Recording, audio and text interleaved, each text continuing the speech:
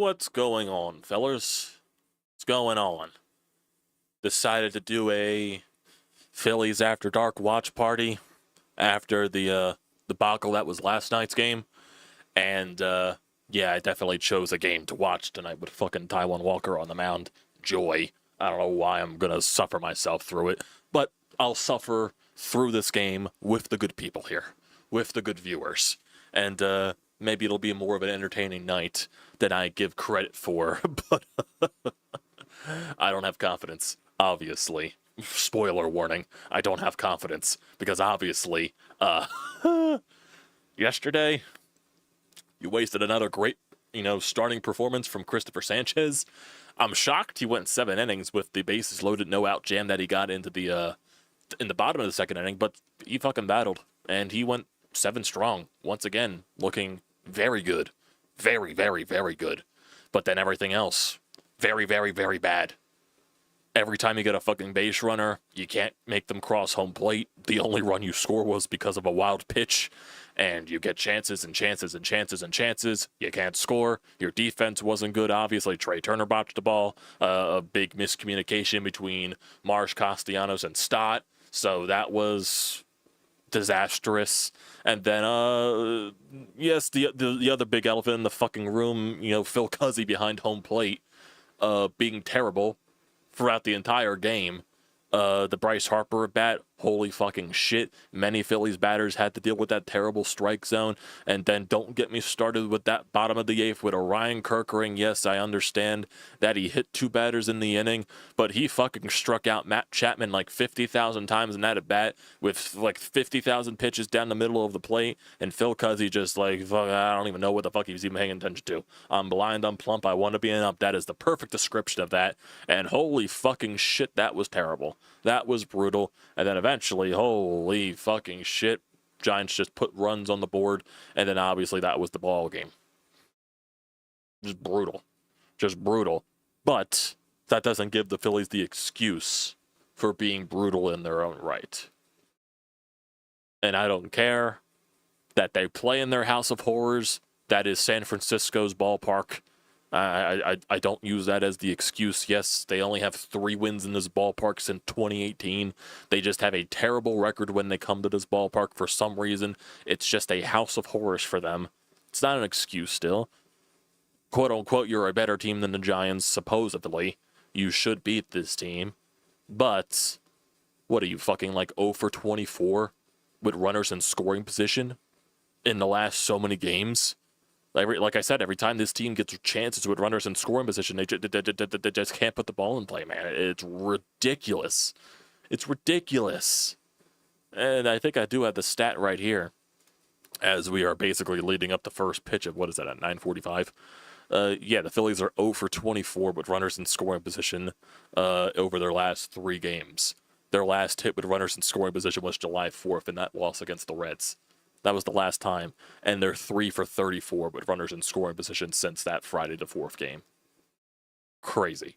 Crazy. Just bad. Bad. Bad. And your starting pitching just continues to be elite. But Taijuan Walker's on the mound today, so it's 100% not going to be elite. Watch, this is the game where the offense actually fucking explodes, but you got Taijuan Walker on the mound. That would be the luck. That would be the luck. But I don't guarantee shit because this team cannot hit the baseball. They can't hit the baseball. They can't hit the baseball.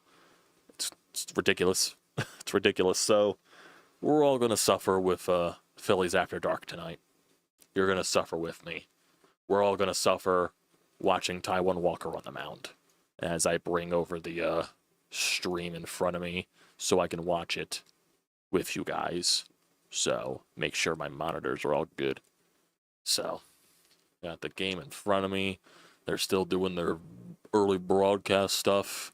So, what's going on, guys, in the chat? What's going on, Zach Star Wars? How you guys doing? I'm sure more people will roll into the chats as the night goes along. So, yeah. I know I did share it on Twitter, so people do have that. So, it's on Twitter, so people will probably join.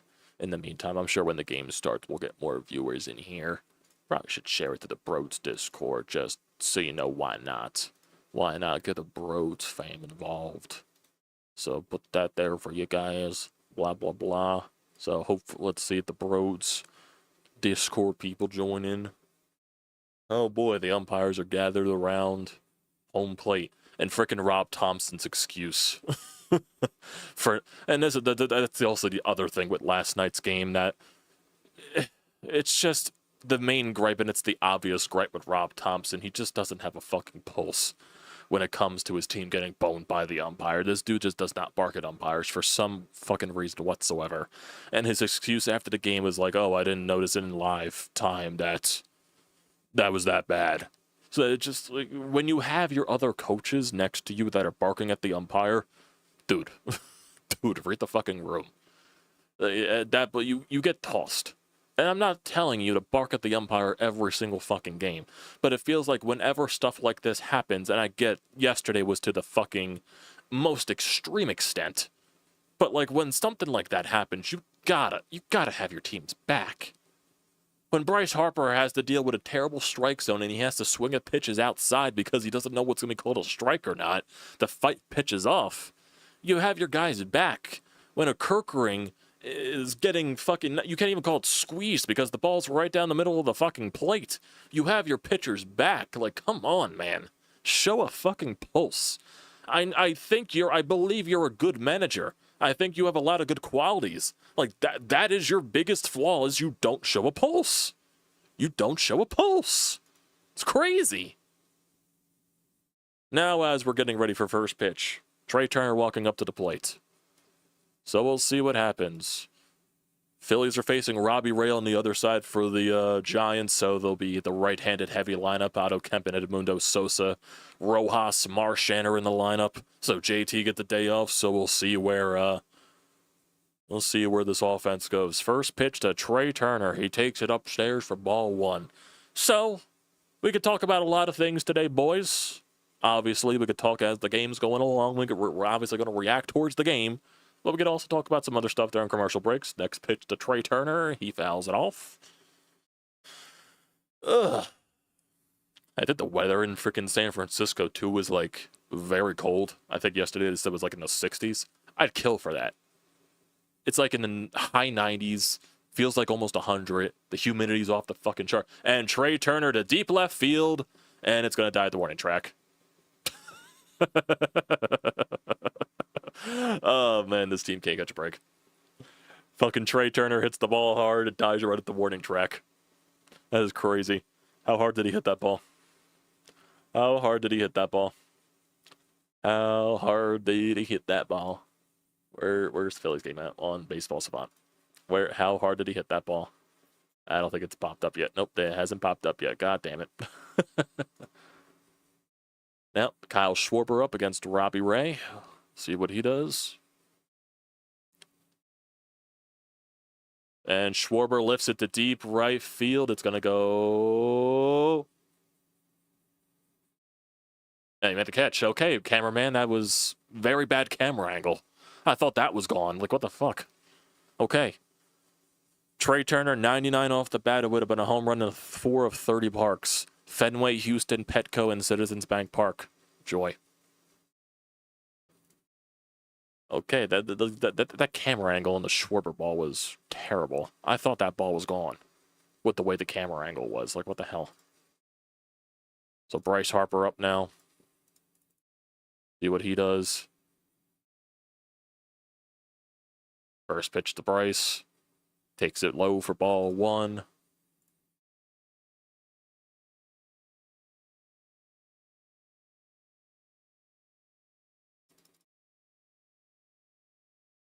One 0 pitch to Bryce. He swings and fouls it to the left side. So we don't get any updates on the Kyle Schwarber swing. Nope, I guess not. Guess not. Showing fucking Robbie Ray stats. 1-1 pitch to Bryce. Fouls it off.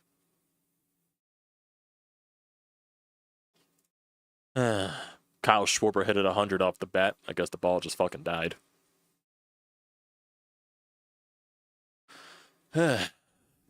Bryce has a 500 average against Robbie Ray. Interesting. Comes the 1-2 pitch. Bryce chops it to second base, and that'll be the final out of the third. I mean, of the first. Jesus Christ. Oh, deal with it. Oh my God. What are the jerseys these Giants are wearing? Is it the City Connect jerseys? Holy fuck. That is horrible. Purple doesn't. It looks like Halloween. Looks like Halloween. What the hell? But seriously, freaking Trey Turner, home run a couple of inches short of the warning track, or it died right on the warning track, and then Kyle Schwarber, I thought the camera angle made it look it was long gone. No, apparently just died right before the wall. And then apparently Kyle Schwarber's home run is not a home run in any ballpark. Apparently it's not a home run in any ballpark. Kyle Schwarber's. Nope. Home run in 0 of 30 ballparks. Expected batting average of .010. Trey Turner, like I said, home run in 4 of 30 ballparks. Interesting.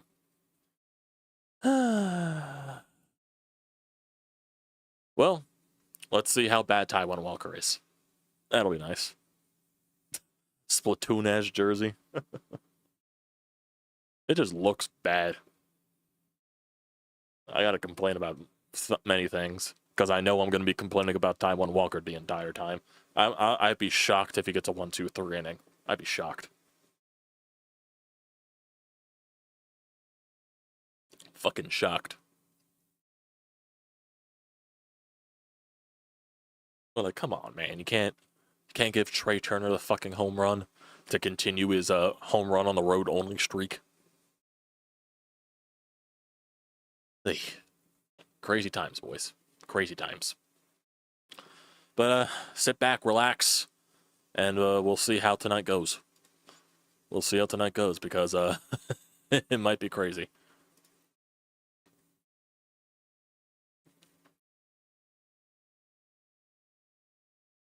I am definitely scared to watch this Taijuan Walker performance. Well, here we go. First pitch from Taijuan. It's right down the middle, but it is strike one. Umpire knows how to call strike. Heliot Ramos up at the plate for the Giants. Second pitch. That is a slider off the outside of the plate that Marchand cannot hold, even though the ball.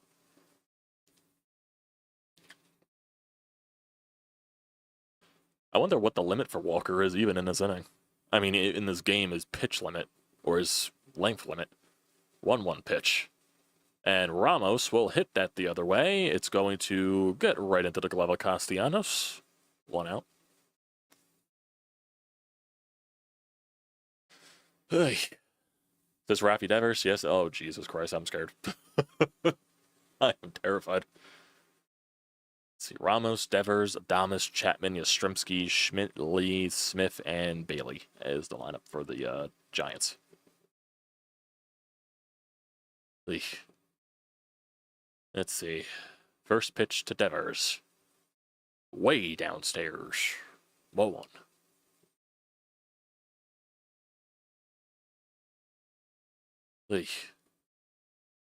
1-0 pitch to Devi. Dotted. Strike one. What's the game on?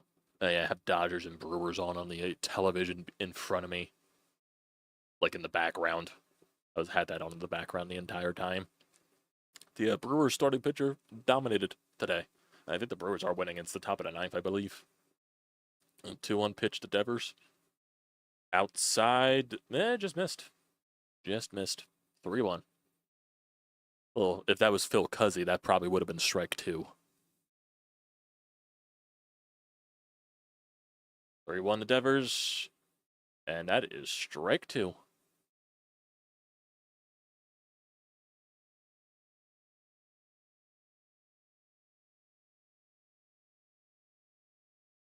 Three-two pitch to Raffy Devers. Inside, ball 4.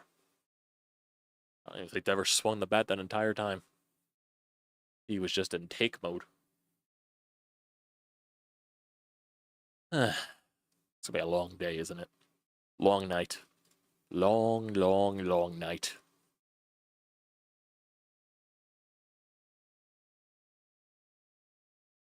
Yep, we got a trade in the National Hockey League. The Oilers are acquiring the rights to Isaac Howard from the Lightning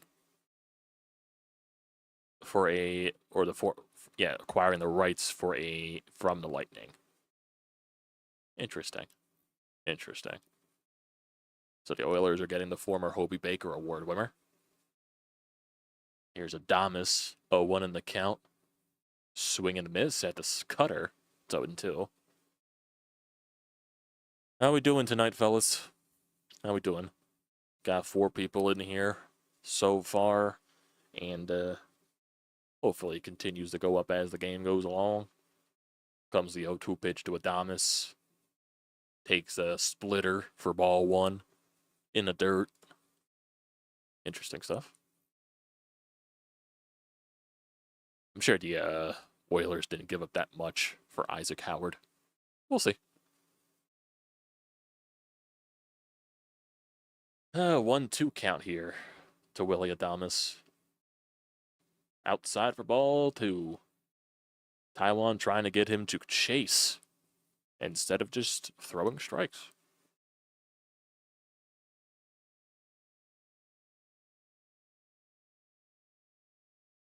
Two-two pitch. Come on. Yep, that's a foul ball. Remains 2-2 in the fucking count. I don't know why I'm putting an accent when I'm talking like that. Just bear with me, boys. It's late. It's fucking almost 10 o'clock. This game is probably going to go to around midnight, I would assume. Maybe a little past midnight. 2-2 pitch. Again. There it comes. And he fouls it off again. Is this going to be a long at bat? Probably. Probably. I wish there was a way to, like, when we, like, do these streams on the occasion. Like, I think there is, like, a streaming or, like, a live stream service to where you can also show the game. I think I know what it's called, but I'm not sure. I definitely have to look at that. 3-2 now to Adames. Hopefully the Orioles beat the Mets. Hopefully. What's the score of that game? It's 6-6. The Mets were losing in that game 5-2, so they tied it apparently. Obviously. Not apparently. Now it's a 3-2. Walker throws over to Devers. He is safe.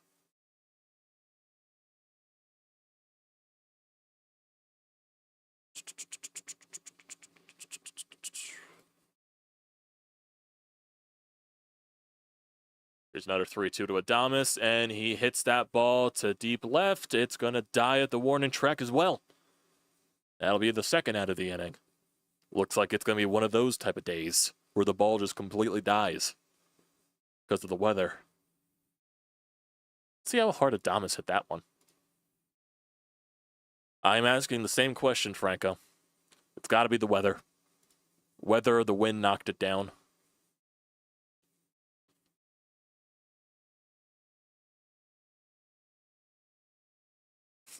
San Francisco's ballpark is notoriously not good for power hitters. Unless you're Barry Bonds. I want to see how hard Adames hit that off the bat. He had to have, like, either just missed it or, once again, the weather just knocked the ball down. Matt Chapman fouls it off. It's 1-1. He had a 95.7 off the bat, so yeah, he just missed it. So he didn't get enough of it. Would be a home run in 0 of 30 ballparks. At least Trey Turner had the 4 of 30 ballpark thing, statistic. 1-1 pitch here to Matt Chapman. He's going to chop that over to Bryce Harper, and that will end the inning. Wasn't a 1-2-3 inning, but it was relatively clean. Relatively clean. So, still scoreless. Surprisingly. Surprisingly. Hey. Crazy stuff here, boys.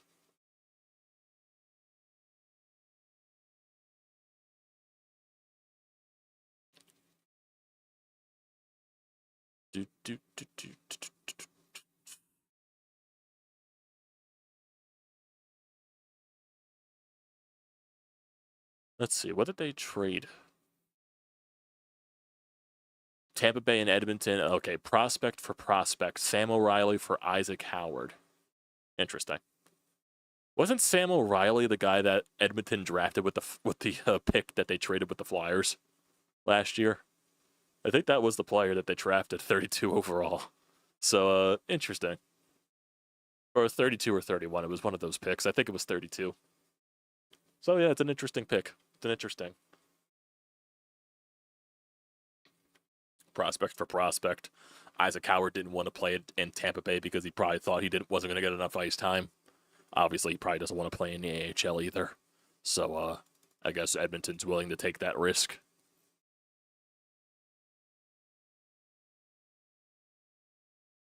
Let's see.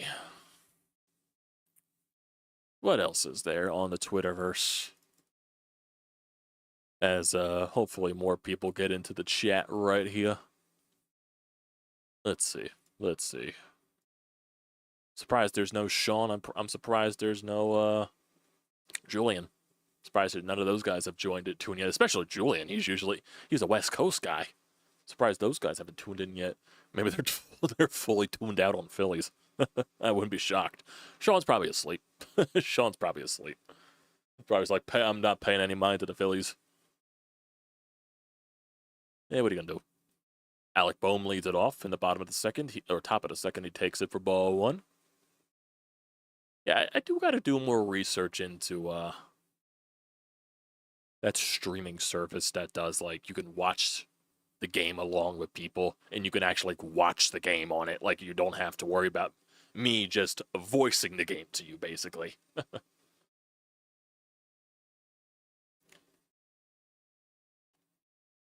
See, 2-0 pitch to Alec Boehm. It's 3-0. Robbie Ray cannot hit the strike zone right now. Let's see, what other game should I put on in the background for MLB TV? MLB TV, Braves are playing the Athletics in Sacramento. Interesting. I'll put on Padres and Diamondbacks, why not? West Coast game, why not? 3-1 pitch here to Boehm. Fouls it off, it's 3-2.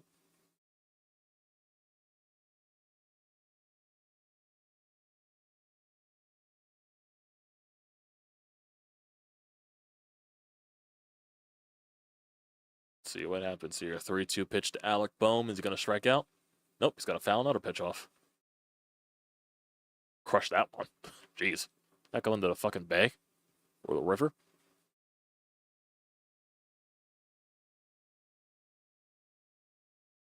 Three-two again. He's got to foul that off again. Getting his pitch count up there. Barely.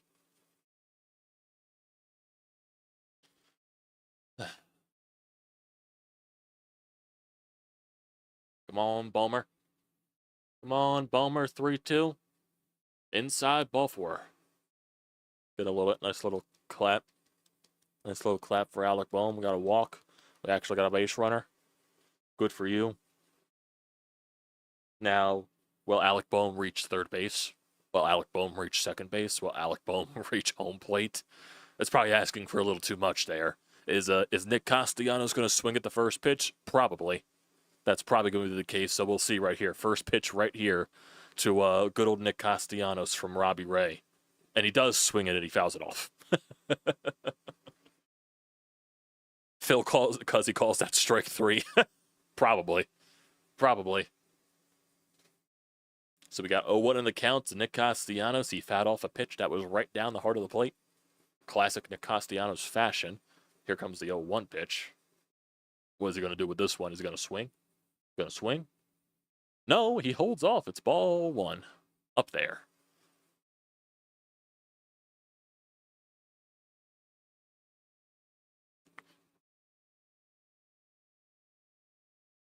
Yeah.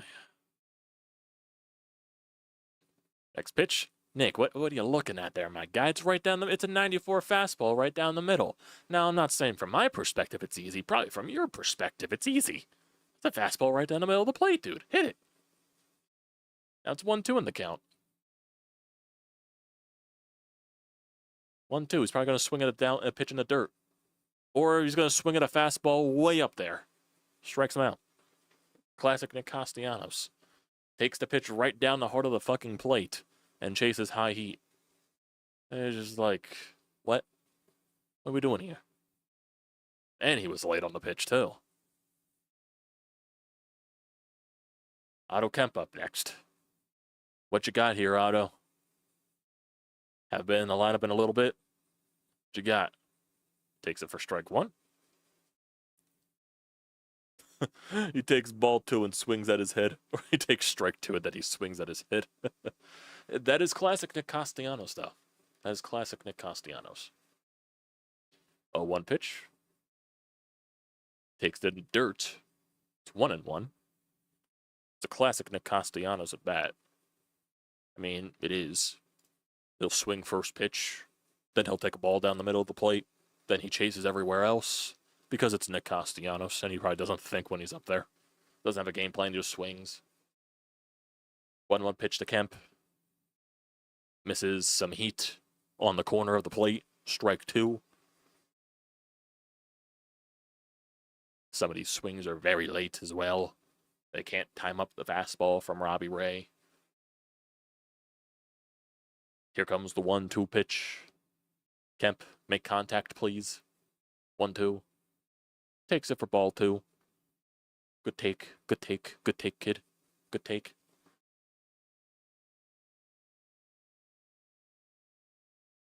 Let's see. And Ray throws the ball away to get a new one because for some reason that ball was something wrong with it. The grip just fell off.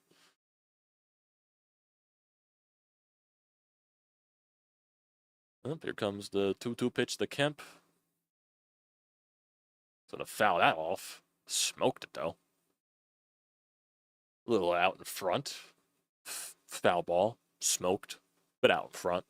Still 2-2.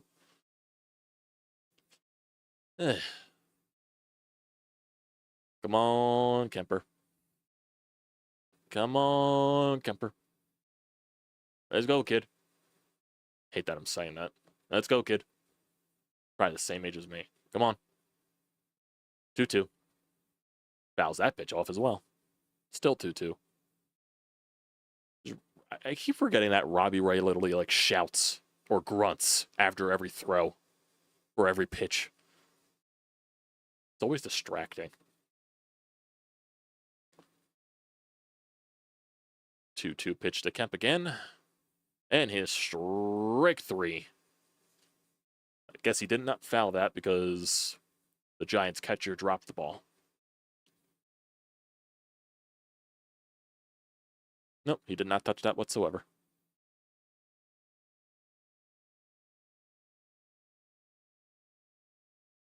Well, we got 2 outs here for Edmundo Sosa. So it looks like Alec Bohm might not even touch second base at this rate.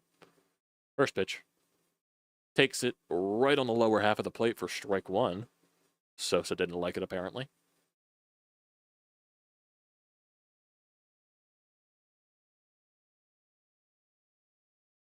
Oh, 1 pitch. Ball one in the dirt. Robbie Ray cannot command any pitch right now, except his fastball. Yet, he has 2 outs in the inning. Because the Phillies, they get themselves out. 1-1 pitch to Sosa. Swing and a miss and a knuckle curve in the dirt. It's a 1-2 count. This is the second time they showed this graphic with the batter and their numbers compared to runners on and bases empty. Both Sosa and Kemp have good numbers with runners on and not with runners on. And of course, they're probably both going to strike out. Here's the 1-2 pitch. Way up there for ball two. Come on, Gus. I call him Gus. He just looks like a Gus nickname.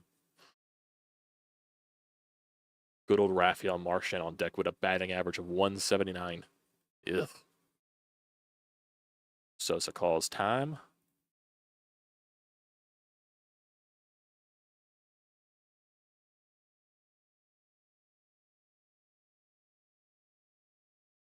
Two-two pitch again. Sosa fouls off that high fastball. I never understood with like batters. I understand it's probably difficult in the batter's box. I'm not trying to say anything. It's always weird why some players get like very like they want the high fastball for something like they chase the high fast and Sosa strikes out the knuckle curve. So after Alec Boehm's walk, 3 straight strikeouts. Can't put a ball in play. Joey. Back to what I was talking about. It's weird that some like batters like they want the high fastball, like they chase the high fastball, especially when it's way up there. I don't know why it looks so appealing to certain batters. It's weird. Very weird. So, Alec Boehm's walk does not touch second base whatsoever. Crazy stuff. And the Oilers also announced they signed Isaac Howard to his entry-level contract. Cal Raleigh hit another home run, his 36th of the season. Jesus Christ.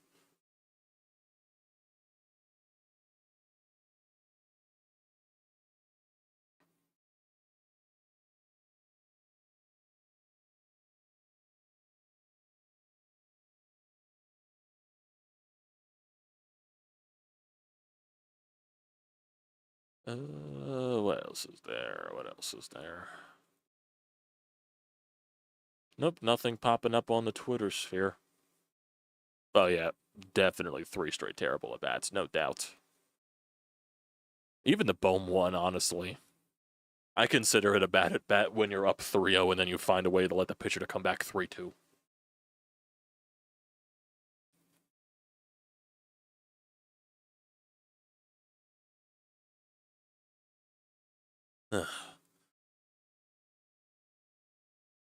What's up, baseball purist? How you doing?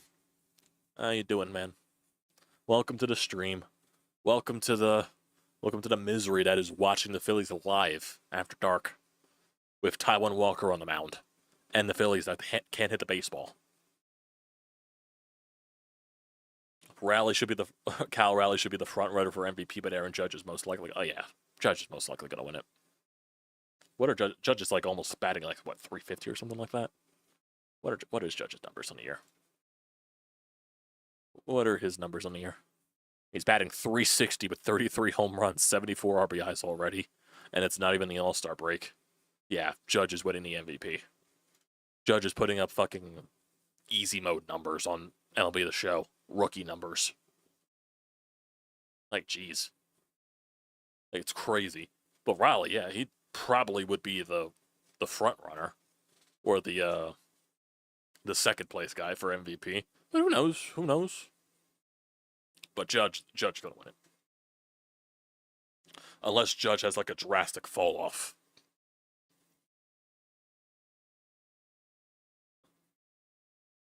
Hoping the Mets crap the bed and it might make my night better.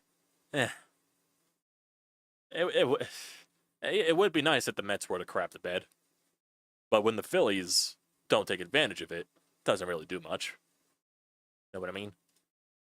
Then the top of the 10th inning, they get the ghost runner. The Mets are probably going to win that game, especially against the Orioles' terrible bullpen. Who's it bad for the Giants? You have Stremski. It's a 3-2 count. Fouled off a pitch. See where this takes us. Ugh.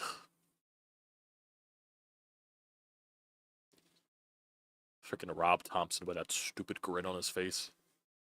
Yeah, I'm not going to bark at an umpire that bones our players. 3-2 pitch to Yastrzemski. Fouls off another pitch.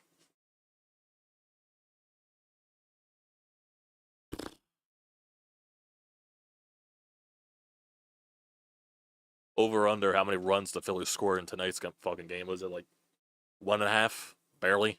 1.25? 3-2 pitch again to Yastrzemski. Fouls off another pitch. Hey.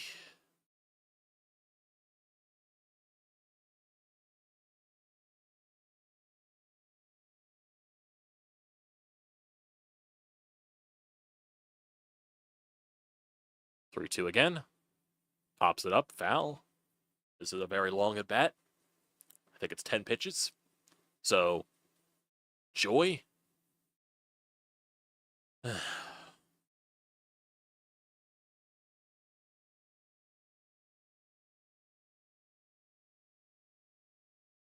3-2 pitch again, and that's up ball 4. Was not even a competitive pitch, and that is a leadoff walk for Mike Yastrzemski. Nice. It's going to be a very long day, boys, with this team. Very, very long day. Could already tell.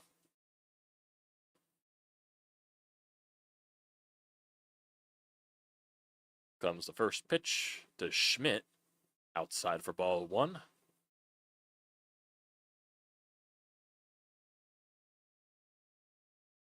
Casey Schmidt, batting .277.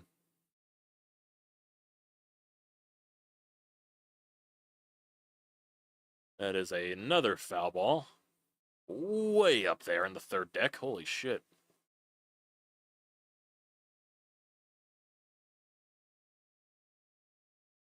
Taiwan Walker's already at 32 pitches because he doesn't have an out pitch at all. 1-1. Fouls off another pitch. It's 1-2. A lot of foul balls. A lot. Mets are winning 7-6 now. Still no outs in that top of the 10th with a runner on first and second. Yeah, the Mets are most likely winning that game.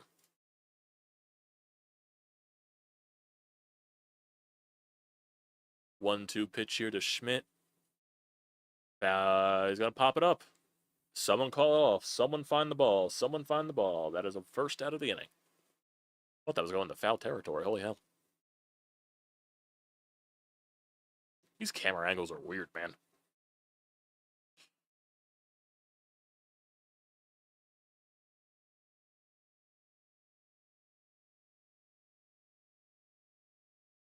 Now Jung Hoo Lee is up for the Giants. Runner on first. 1 out. Taiwan Walker at 34 pitches. Here comes the first pitch to Lee. Nice pitch on the inside part of the plate. It's a 0-1. Little nasty. Little nasty. He's probably never going to do that again. Probably going to be his best pitch of the night. Because watch, here comes the hit from Lee next. 0-1 pitch. Or a cutter way upstairs for ball 1. That could also happen. Ugh.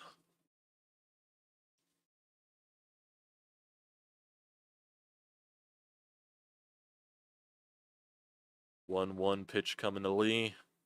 Hey, Taiwan. Find the strike zone, man. Find the strike zone.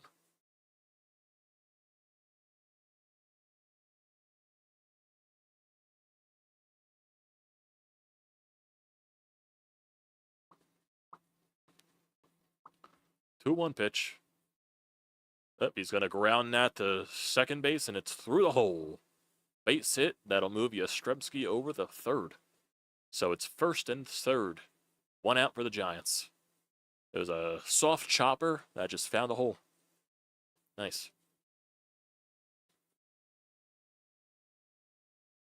Was Yastrzemski running on the play? Yes, he was. Yeah, he was going. Sosa couldn't get it. Bryce had no time to get it. It's just a good situational hitting. Something that the Phillies don't do. So now it's Smith up with first and third. Dom Smith. Oh boy. First pitch. Oh my God. He chuck swings and he gets the ball through the infield. A check swing. And it's 1-0 Giants. A check swing. Check swing. Oh yeah, I meant to totally do that. Check swing. Jesus. Check swing. Check swing. Check swing. And that happened. Jesus fucking Christ, dude. Oh my God.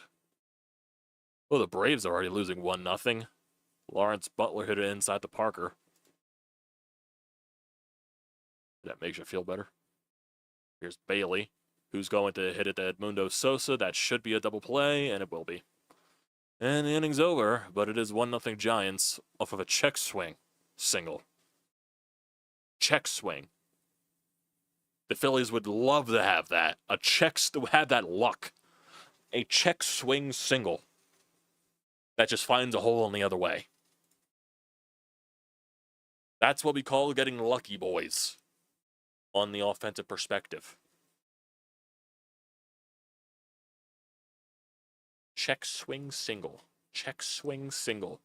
That's what I had to witness. How the Giants score their run. A check swing single. Again, a check swing single. Unreal.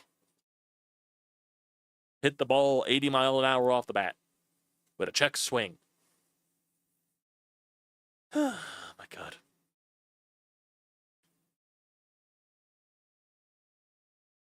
Oh, Giants, the Braves are down 3-0 as Brent Rooker hit a 2-run shot. They don't have an out in the first, so the Braves might be getting blown out tonight. Who's pitching for them? Fuentes? I'm assuming it's a guy. It's either they're doing a bullpen game or it's a guy they just called up. Ay, ay, ay. Ay, ay, ay. Mets are still winning 7-6. They got bases loaded and 1 out. Who is pitching for the Orioles? It's Cano against Torrens. He's up 3-2 in the count right now. Where is this at bat gonna go? What are the standings after the past couple of days? Phillies are still in first for now. 1 game out. Up, 1 game up. Oh, Torrens strikes out. So now there's 2 outs for the Mets. Doesn't help that the plate discipline has been utter dog water. Oh, yeah. Oh, yeah. Does not help whatsoever. Here is a Rafael Marchand to lead off the top of the 3rd inning. Oh, boy. Cannot wait to see what Rafael Marchand does. Batting a good old 179, the first pitch. Upstairs, ball 1. Now Mauricio is up for the Mets. He's up 1-0 in the count. It's a good pitch there by Ray. I should probably follow this more on MLB.com than ESPN, this Mets like tracker. Or this game tracker for the Mets. 1-1 pitcher to Marchand. Outside for ball 2. See what the Mets game is going to be like here. Still 1-1 count here to Mauricio. Now it's 1-2. 2-1 pitch to Marchand. He's got to line that down to third base, but a play by Chapman, and that will be the first out of the inning. Of course, Chapman was playing up the third base line for some reason. See what Mauricio does here for the Mets. Takes it for a ball. It's 2-2, it looks like.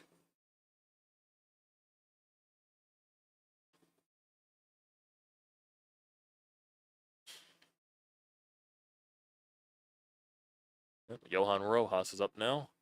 His first pitch. Ball.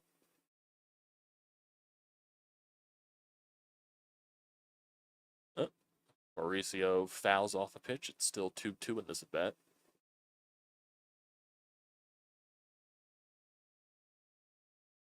1-0 pitch coming to Rojas. Foul ball. Foul ball.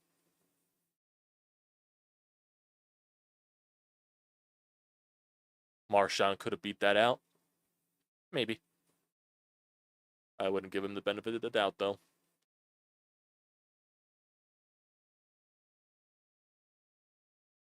1-1 count here. Ball 2. Oh, the Orioles got out of the inning, only allowing the ghost runner to score, so the Orioles do have a chance to tie it and or walk it off.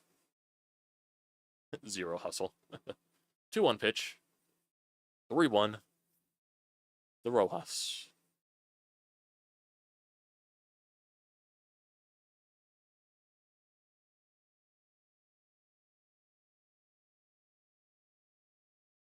Three-one pitcher to Rojas. Swing and a miss at a fastball. Freaking Rojas was trying to hit that fucking out of the ballpark. Out of the stadium. How hard he swung. Probably would have popped up if it made contact.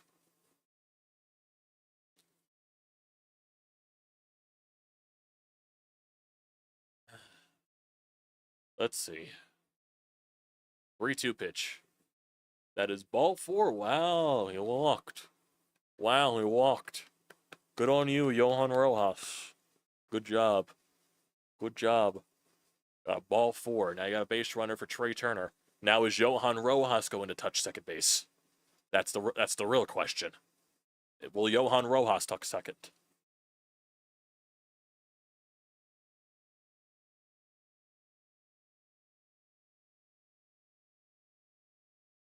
Let's see, Trey Turner. Trey Turner, what are you going to do, buddy? You just missed a home run in the last at bat. He checks his swing, and it is a ball. Justin, how you doing? Would you trade straight up Eduardo Tate for Emmanuel Clase? Not 1 for 1, no. You got to go way more in the deal. 1-0 pitch here to Turner. How many more years of control does Clase even have left on his contract with Cleveland? Manuel Clase contract. Spot track. He has 2-0 pitch to Turner. He's going to foul that pitch off. He has 1, 2, 3. He's got 3 more years of control left. 3 more years of control. What are his numbers this year? I don't think they're as dominant as they were last year. 4-2, 3.20 ERA. I mean, it'd be better than anybody. I don't know. 2-1 pitch. Turner fouls it off. 2-2 count now. Nah, I wouldn't do it straight up. I wouldn't do it straight up. I feel like that would be a bad use of your assets. Because you can't just simply trade one of your better prospects just for a bullpen arm. I understand Clase has a lot of control left on his deal. I don't know. I wouldn't do it. 2-2 pitch. Like, if you're trading one of your better prospects, you gotta try to get like more than just one guy. Now, granted, Tate's not going to give you probably multiple guys, but I just wouldn't do it 1 for 1. 2-2 pitch here to Turner. Rojas is going, and Turner fouls it off.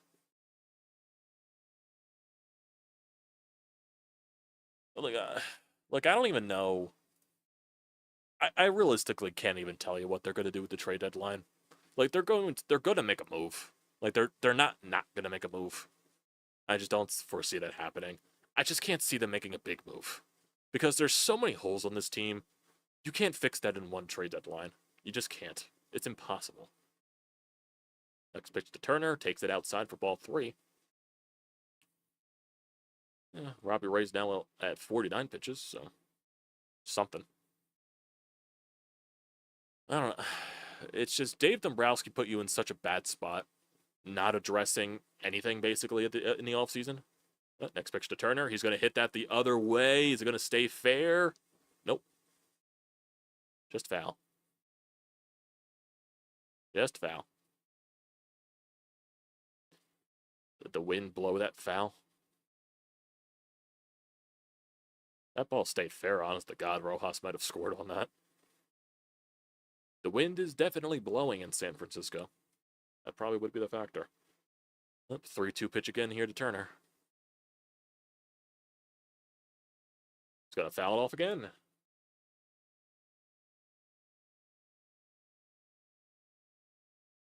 I don't know. Like I said, Dave Dombrowski put you in such a bad spot. He didn't address anything in the offseason that really helped you out. You can't get everything at the deadline. It's just physically impossible. 3-2 pitch here to Turner coming up again. And Turner pops up. Get foul, get foul, get foul, get out of play, and it will go out of play. Thank you. And especially with the way the trade deadline is now, because there's so many playoff spots that not every team sells, and players that are being traded are just going for obnoxious prices, it's simply just impossible to fix everything. It just is.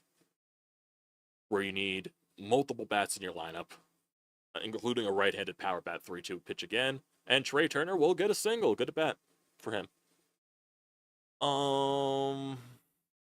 Like, you need multiple guys in your lineup. You need a center fielder, obviously.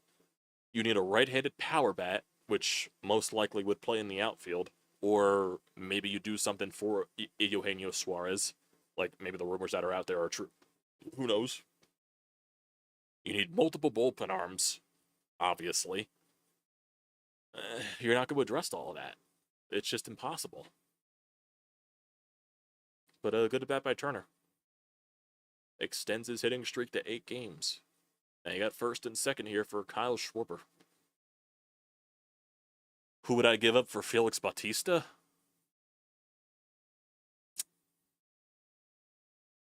Obviously, I give up. Obviously, you would have to trade some pitching prospects over, so probably Mick Abel would be in the deal. I know they're going to do everything possible not to trade Andrew Painter, even though Painter's getting rocked in AAA lately. So he's just proving he is not ready at all. You cannot pencil in Andrew Painter at this point. It would just be unfair to him because he's just clearly not ready. He is not 100%. So you cannot factor him in all. 1 pitch to, never mind. Robbie Ray tries that pickoff attempt. That doesn't do anything. Who would I trade for Felix Bautista?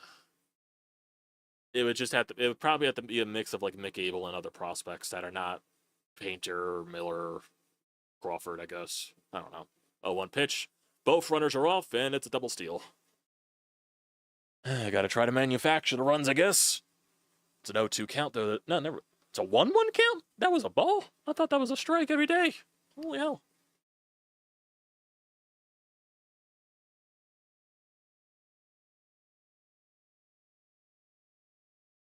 Yeah, good jumps by both.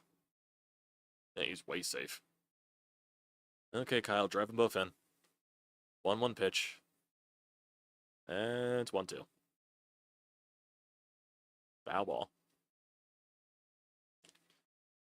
I realistically just don't know what they trade, honestly. Who knows? Maybe they're not calling up Justin Crawford because they want to keep his numbers really good in AAA so they could trade him. It keeps his value high. I don't know. I don't know. I really don't know. I just can't get a gauge because fucking Dave Dombrowski says that, he likes this lineup. He thinks this lineup is good as it is. He thinks this is a World Series caliber lineup, which is, whew, as soon as he says that, you get the worst offensive stretch of the season. You get shut out you get shut out and just embarrassed in Houston. You get shut out 2 games there. You score 1 run in the entire series, I believe. 1 or 2 runs. I think it was 1 run. Then you won a series at home against Cincinnati and the Padres. Your offense still wasn't good enough. And then still, you can't hit with runners and score. Like, seriously, ever since Dave Dombrowski has said those comments about the lineup has been terrible. Like, as bad as it's been all season. It's a 2-2 count here to Schwarber. So I just don't know what they do. I really don't know. Now you have Luzardo leaking oil. It's literally every other start he's either good or bad. It's never anything in between. 2-2 pitch. And Schwarber strikes out. Can't even put the fucking ball in play. Now it's Bryce Harper with a runner on second and third. And that extends the 0 for streak with runners in scoring position. And Schwarber was late on the pitch. 0 for 25 with runners in scoring position.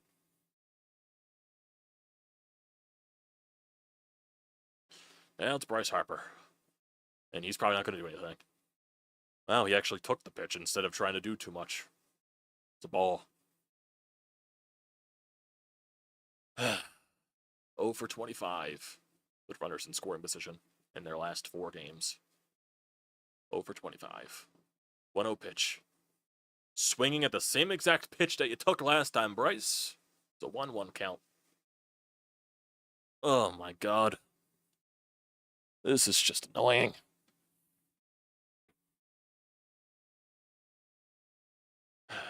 One pitch. And he swings and misses again at the same exact spot in the location. 1-2. Let me guess, Bryce is going to strike out and not put the ball in play. He's not going to put the ball in play like Kyle Schwarber didn't, because nobody can make contact with the ball with runners on base. 1-2. Oh my God, he took the slider this time. It's 2-2. Brilliant. God.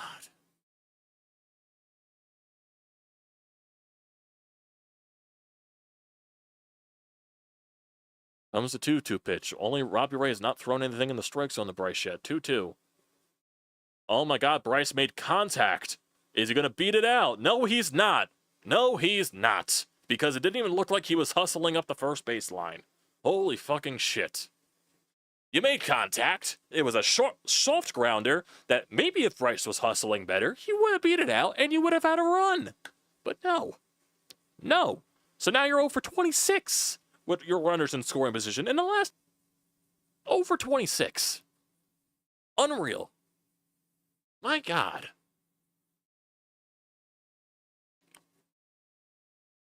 And the Braves are down 5-0.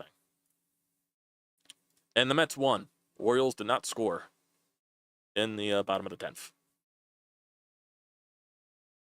The Braves just not hustle? Was Bryce just not hustling? My God, man.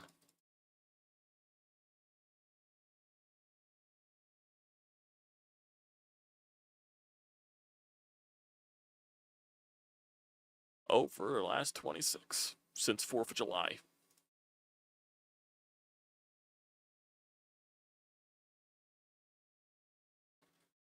I sound exactly like you with less cursing. Oh, I can add more cursing to Tyler. I could definitely go away from PG. I can go rated PG-13, maybe rated R. My God.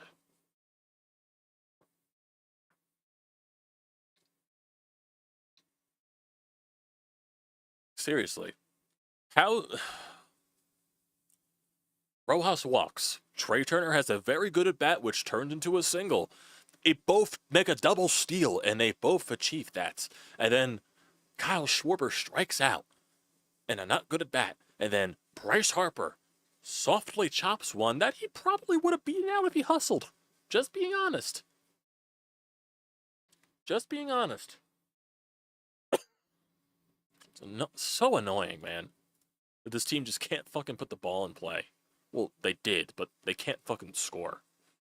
It's utterly insane how Dave Dombrowski probably thinks this is acceptable. And he thinks this is World Series caliber. It's crazy. It's crazy how he thinks this is a World Series caliber lineup, man.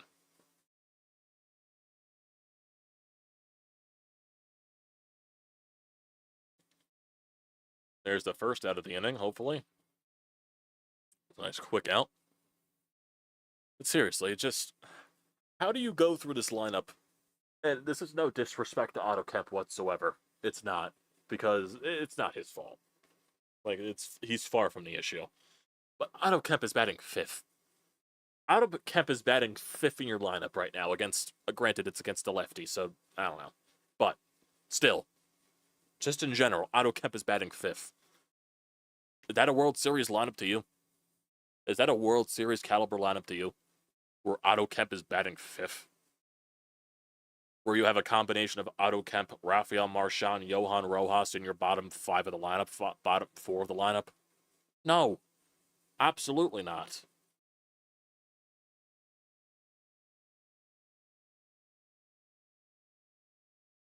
Wow. Retired Devers 1, 2, 3. 2 outs. 2 quick outs. They're really about to lose on a check swing RBI. Yeah, probably. Because this team just can't score. This offense sucks. But Dave Dombrowski tries to tell you, no, this offense is good. This lineup is good. Look at the numbers. Look at their numbers. You want to know why their numbers rank so good, probably? It's because the numbers, when they're good, it's so good. But when they're bad, it is So bad. And it's a pop-up from Willie Adames. Hopefully someone catches that with the weather. Someone call the ball off. It's Rojas, and the inning's over. Like, when the Phillies offense is rolling, it's like they score 6, 7, 8, 9, 10 runs, like, games in a row, and they're just constantly all clicking. And it's just when they're bad, it's so bad. It's so bad. And that's why they can't win a World Series. Because it's so extreme in both directions. And you don't know what version you're going to get during a stretch. That's just what it is. There's nothing in between with this team. It's either constant highs or constant lows with this offense. And that's going to prevent you from winning a World Series. It just is. I think there was a stat out there. I think it was Anthony Sanfilippo that said it on the Fighting Words podcast, where he looked back at so many years of teams with the best starting pitching in the league, teams that led Major League Baseball that season with starting pitcher WAR, like F-WAR and all that stuff from Fangraphs. The teams that had the best WAR during those seasons did not win a World Series.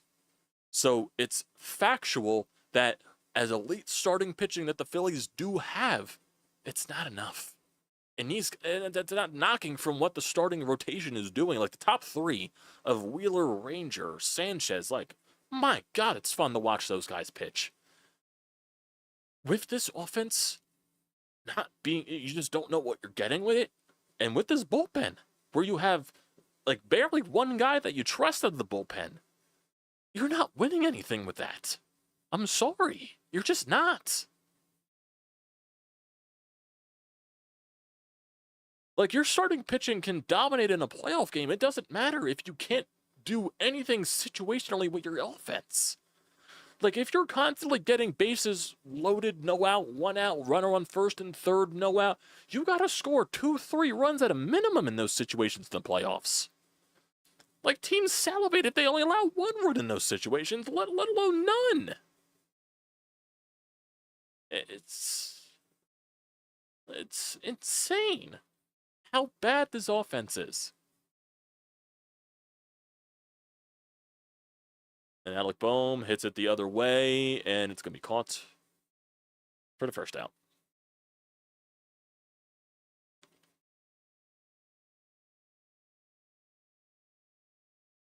They're not going to fire Dave Dombrowski. He'll probably go out on his own terms. That's probably what will happen. Who knows? If they don't do anything in this postseason again, which most likely they will not, Dave Dombrowski will probably step away. He'll probably, quote-unquote, retire, and Preston Mattingly will probably take over. That's probably what will be the case. That's what I'm saying. It's going to happen.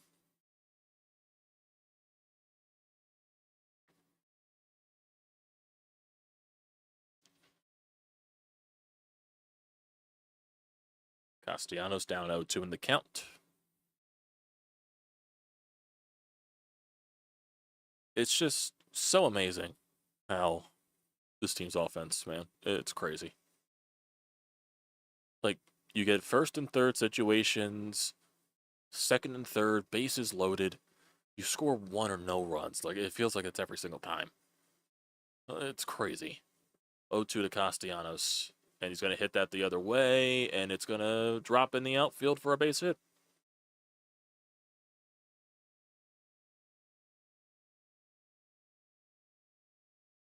Yeah.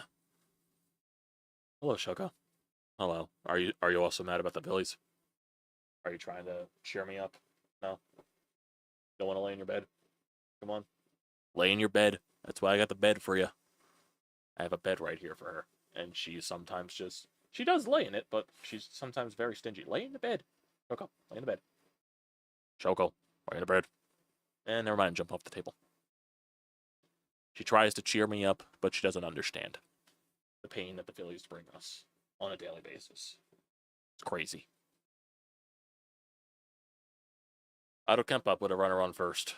Up 1-0 in the count. Swings and misses at a changeup that was right down the middle of the plate. Whew.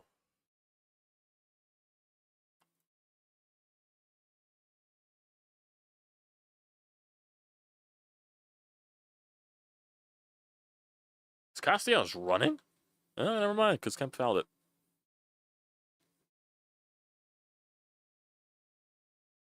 Insane, man.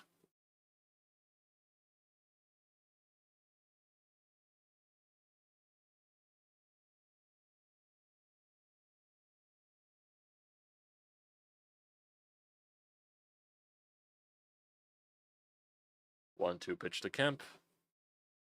And he strikes out looking. Can't put the ball in play.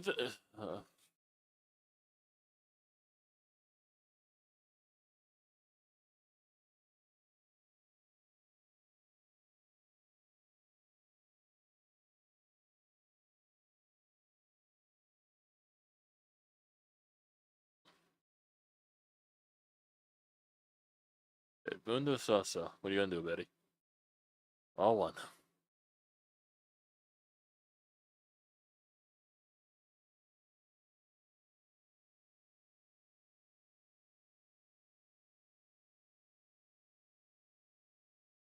One-zero pitch. And a slow chopper to shortstop, and that's the inning. Get a hit. Can't do anything with it. Can't string shit together. It's amazing. It's amazing. It's amazing. It is amazing. Amazing. But they just can't do anything.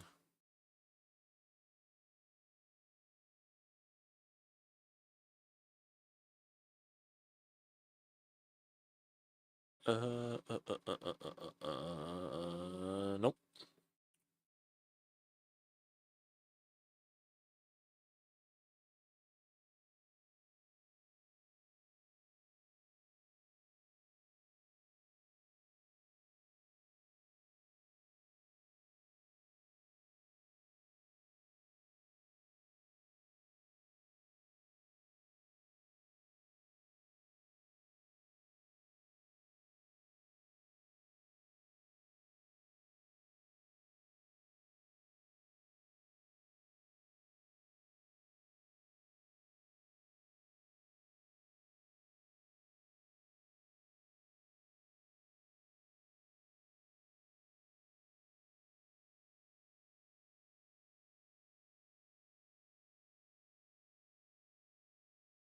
This team just so annoying.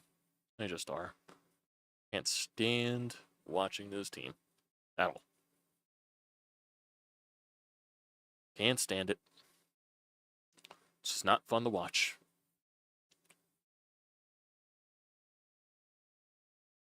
Why did I choose to live stream the game today, boys? It's a good question. We suffer together. That's why. We suffer together. Suffer all together here.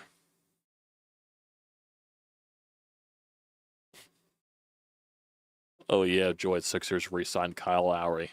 Nice. The 77 or 77-year-old Kyle Lowry. Dude's still kicking in the league. Good for him. Does that make me feel good about the Sixers? No. Matt Chapman up. It's ball.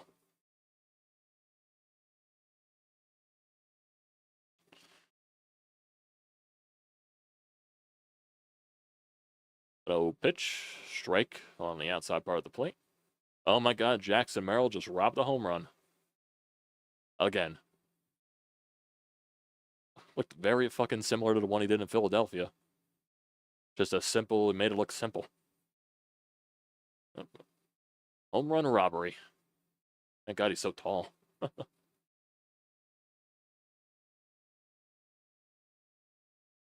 1-2 pitch here to Chapman. He's gonna foul that off.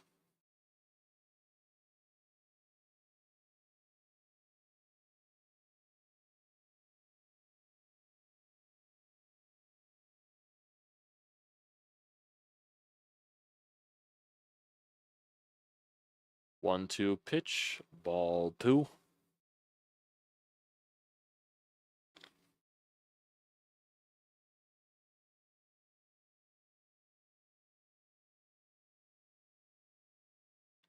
2-2 pitch to Matt Chapman. Here it comes. Oh, dotted. Strike 3. Wow, 94-mile-an-hour sinker from Taijuan Walker. What a shocker. Holy shit. Never thought I'd see the day where he throwed some type of heat. And it's not even really that impressive. It's just freaking Taijuan Walker doesn't throw fast anymore. So I was shocked. Oh, here's Yastrzemski. Upstairs for ball 1.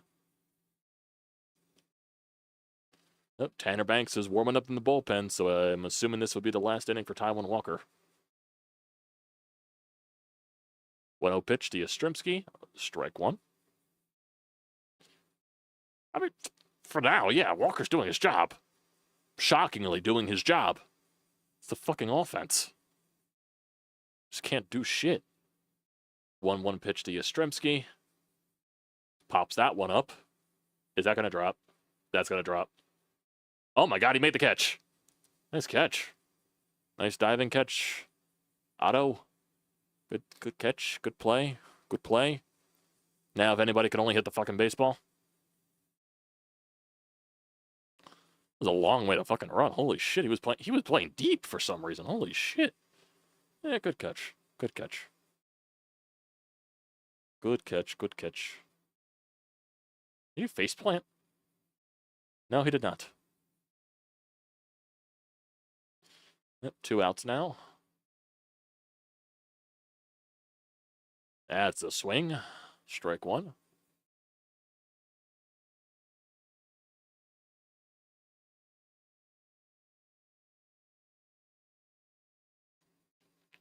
Oh, 1 pitch. Ball 1.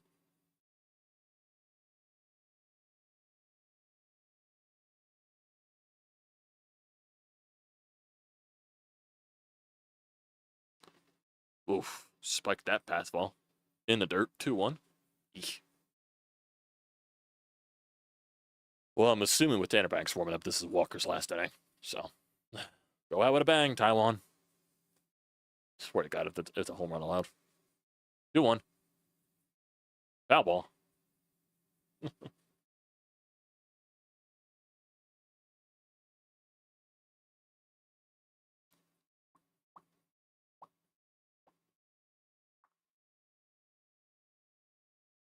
Comes the 2-2 pitch here. 2-2 pitch. 2-2 pitch. Inside for ball 3. Phillies are number 1 in the Major League Baseball with quality starts with 50. It's nice. It's the only good thing about this team. 3-2 pitch. Swing and a miss. Strike 3. Wonder if they extend Walker just one more inning. Wonder if they give him one more inning. Maybe. Maybe. But do you want to stretch it too much? And just, like, make him go off on a high note? It's a good question. But, at this rate, you can't fucking guarantee anything with this goddamn lineup, so who knows? But if that is the last inning for Taijuan Walker, he did his fucking job. He did his fucking job.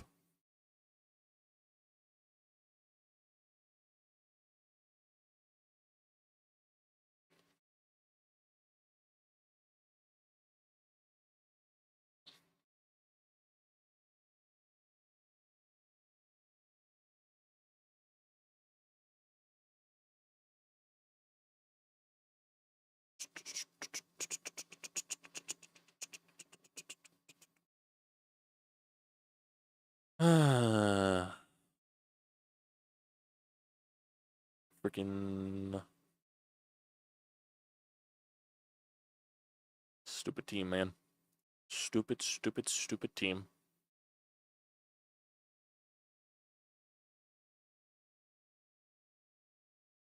Anybody want to talk about anything else that's not Phillies baseball? Because there's right now, not besides like Zach Wheeler, Ranger Suarez, Christopher Sanchez. Those are like those guys. They're in a different world. Like they're the good. They're the great of this team. They're the great of this team. Everything else, though, I don't want to talk about. Want to talk about anything else, though? Any other topics? Any other topics? How's everybody's day? If you live in the Philadelphia area, do you hate the heat? Joe Blanton is there. The 4 aces and average Joe. Rafael Marchand up at the plate. Takes it for strike 1.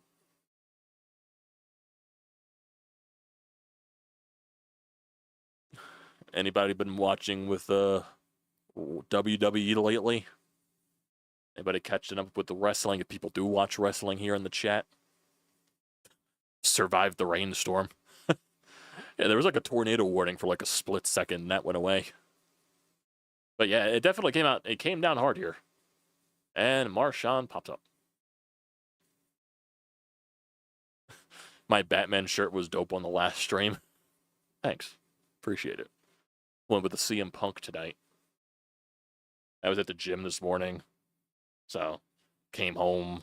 It's fucking sweaty as shit because of how hot it was. Took a nice fucking cold shower. Cooled off. Did work for Brodes. I chilled the rest of the day. That was basically my entire day. Watched a couple of YouTube wrestling documentaries. I guess you can consider them documentaries on, like, just a background of certain wrestlers. I think I watched one on Shawn Michaels, The Undertaker, and I forget who else I watched it on.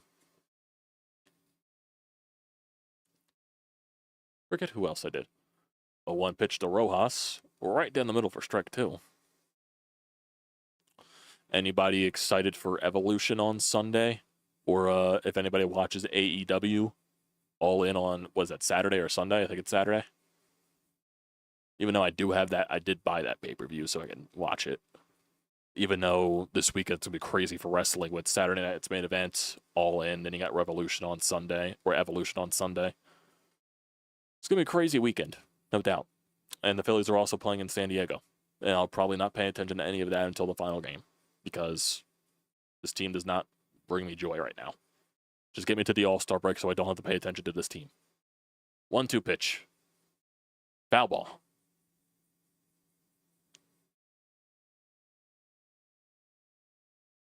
I think NXT is going on as we speak, and they're probably doing their setup for Evolution. I'm still trying to figure out who will be the final match on Saturday night's main event, because they got 3 set so far, and I think it's supposed to be 4. So I wonder who's going to be the next one. And Rojas just lines it out to second base. 2 outs in the inning. What? Because it's obviously Goldberg and Gunther for the World Heavyweight. LA Knight versus Seth Rollins. I'll very much enjoy that match.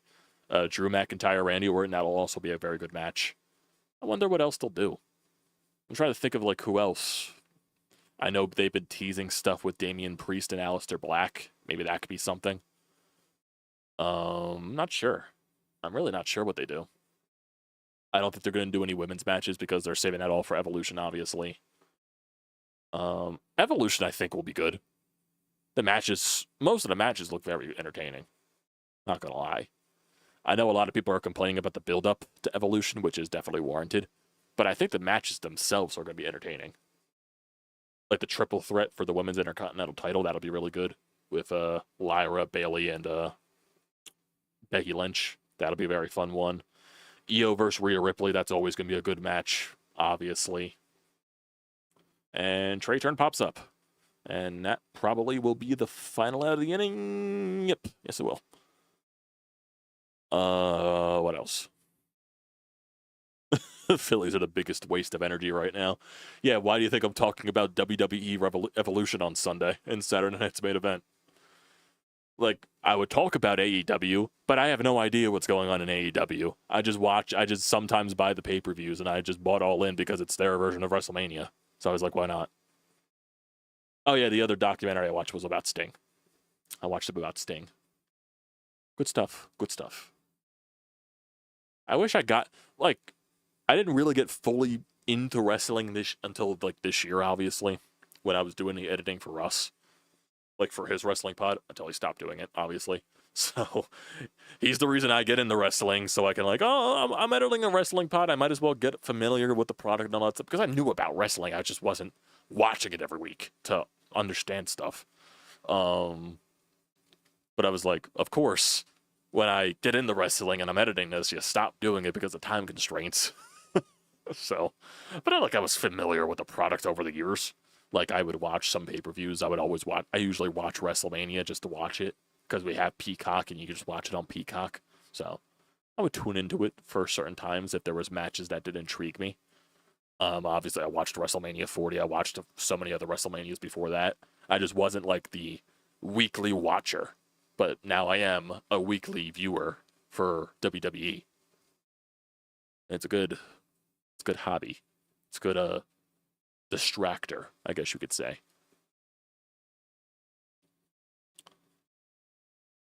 But definitely there's been some low moments with WWE this year.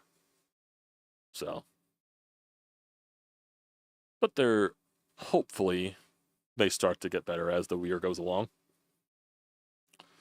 So I'm just like trying to figure like with Evolution.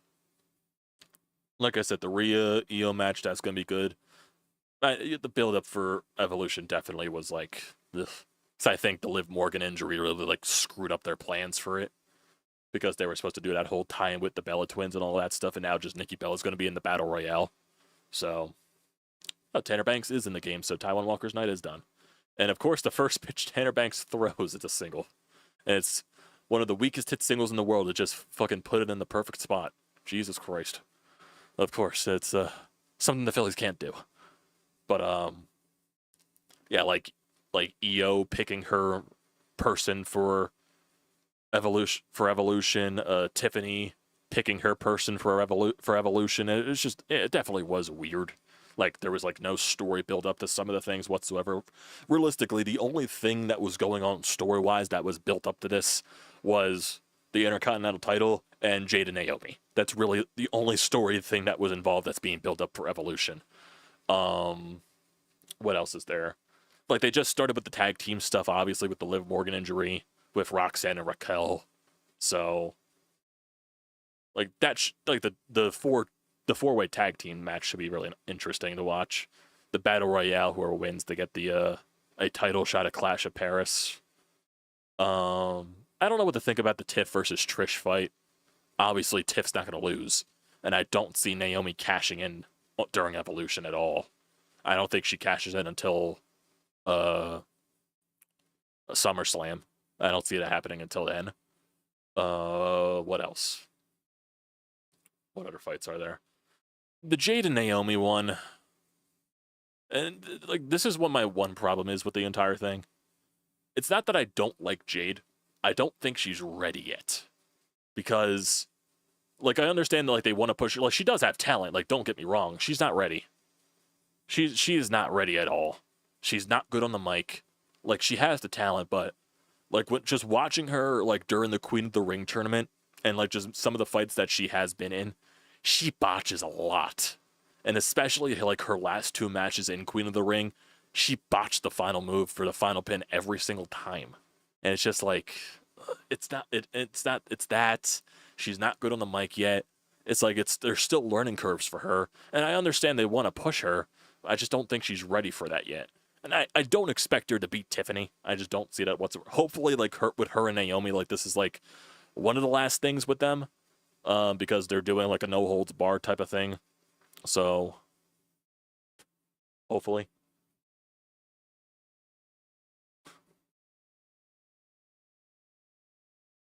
I think some of the shows lately have been better. But yeah, I can understand why people. I think SmackDown now going back to 2 hours is much better for the product. It definitely is. Like last week's SmackDown, since that was the first time, but going back to 2 hours, it felt much better. It felt much better. Like there definitely are things that like is Goldberg versus Gunther going to be a good match? Probably not. Will it be entertaining though, just because of Goldberg, and then Gunther's probably going to slap the shit out of him? Probably. That'll be very funny. But the Seth versus LA Knight fight, that like I like that they're trying to push now LA Knight hopefully into the main event scene with this whole like feud with Seth Rollins. Hopefully that pushes him further because he's already way over with the crowd. He's been over with the crowd. I just wish he would just get made with title event shots or main title shots. Drew McIntyre being back is very good for SmackDown. Obviously he needs to get back into the main title scene. Randy obviously is always gonna be Randy. That like he's gonna be entertaining as always. Cody back full, and there's a single, so it's first and second now with one out.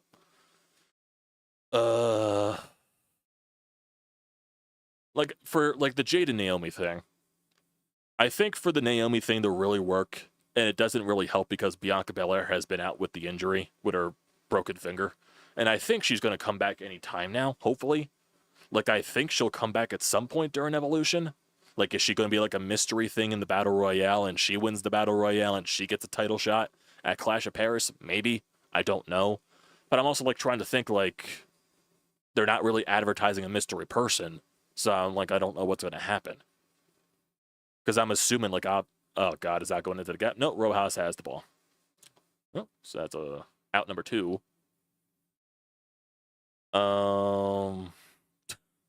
Yes, Dad, Dad, I know you hate Naomi. I know you hate Naomi.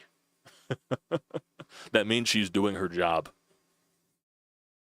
She's doing her job as the heel to make you not like her.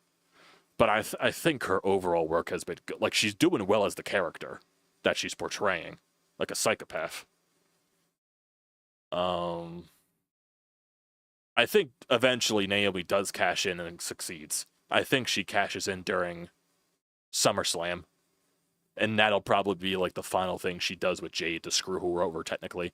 I don't think Jade wins that fight against Tiff at SummerSlam, but I think like they'll both beat each other up. I think Nia Jax probably comes in at some point too, but Dad, Joe Hendry will appear at some point. He will. You just gotta wait for his TNA contract to expire. And then he'll eventually be on the WWE roster. Most likely.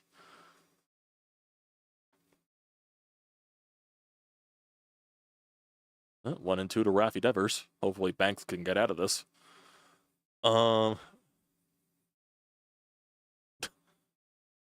Yeah, the beginning of John Cena's heel turn was not good. Because the whole Rock thing, the Rock involvement and the Rock not really doing anything, it ruined everything basically at that point. And Tanner Banks gets out of it. Nice for him. Strikes out Devers. I think they are kind of like, I think like the whole thing with CM Punk, I think that's like sort of saving John Cena's heel turn. I think it's getting better as it's going along because the whole CM Punk was probably the best thing of Cena's heel turn so far because it kind of felt like that Cena wasn't forcing the heel turn like he was with previous things with like Randy and Cody and all that crap. It kind of felt like he was just being John Cena but being a dick. Like, I think that's just the perfect way for John Cena to be a heel. Just be a dick. Like, you don't have to be like this forceful, like, oh, I'm gonna ruin wrestling, all that stuff, blah, blah, blah. It's just, you know, crazy. It's just that, like, that was bad. And I think, like, the whole thing with The Rock and all that crap, like, did you really need The Rock to make John Cena turn heel? And also, just because The Rock, the whole controversy with him wanting Cody to turn heel, then they didn't want to do that, then he just completely took away his involvement from WrestleMania and tried to give the bullshit excuse. Who knows? I don't know if Cody wins at SummerSlam. He might not. You never know. Like, I don't know. Like, the thing is, I don't know what Seth's gonna do with his Money in the Bank. Obviously, he said, like, to Gunther that, oh, I was only going after the Undisputed Championship just because I was trying to screw over CM Punk because I don't want CM Punk holding a belt in this company. So I don't know what that entire process. Maybe they do something eventually where they unify the titles again. Maybe they unify the World Heavyweight with the Undisputed Championship. Maybe they do that, something like that again. Maybe Seth does that. Maybe Seth tries to win both titles. I don't know. Does he cash it in on Gunther? Does he cash it in? I doubt he would cash it in on Saturday Night Main Event. I feel like that would be like a kind of a limp dick one to do it at. I would rather see him do it at SummerSlam, cash in the Money in the Bank, but I really don't know when he's going to do it. Because obviously he was doing the whole John Cena thing, and now he's teasing it with Gunther, And I don't see him doing it at Saturday Night Main Event because of, even though he's going to be there at Saturday Night Main Event, I don't know. And Kyle Schwarber gets hit with the first pitch of the 6th inning. Nice. That would be very hilarious if Goldberg cashed in. I mean, if Goldberg won, that would be very hilarious. I would like it because chaos, but it's just like, Goldberg wins, what are you going to do? Would that make sense for Seth to cash in against Goldberg? Maybe, I guess. I don't know. That would be very funny. Like, that's how Goldberg goes out in the company. He wins the title, but then he gets cashed in on and loses the title. That would be very funny, actually. I don't know, like, just some of their decision-making, yeah, like the biggest issue I have is Io having the world title, and she hasn't had a title defense since WrestleMania. And this is and Evolution's going to be her first title defense since WrestleMania. Like, what was the fucking purpose there? Then you bring back Asuka, and then she doesn't win Queen of the Ring to do something. Because if you had Asuka versus Io, that would have been very fun to watch, I believe. That would have been a very, that fight for the World Heavyweight Championship or the Women's World Championship. That would have been good. I think that would have been good. But they want to fucking push this Jade crap with Tiffany and all that. It's just, I don't know. I just don't like Jade. That's the basic thing there. I just don't think she's ready yet. She botches too much. It's too many botches for my liking. Like, especially like her final 2 matches at the Queen of the Ring, she botched the final move twice. And both of those. She botched the finisher to Roxanne in the pin. She botched the finish against Asuka. And it's just so bad. 1-2 to Bryce Harper. 2-2.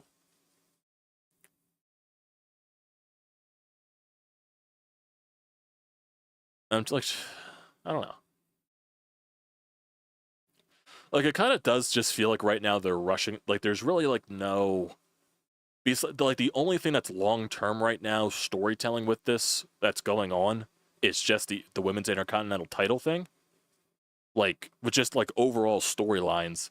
Like, obviously, the John Cena thing, that's just going to go on until he retires. Like, the Goldberg-Gunther thing. Like, obviously, Goldberg's final match was always going to be against Gunther.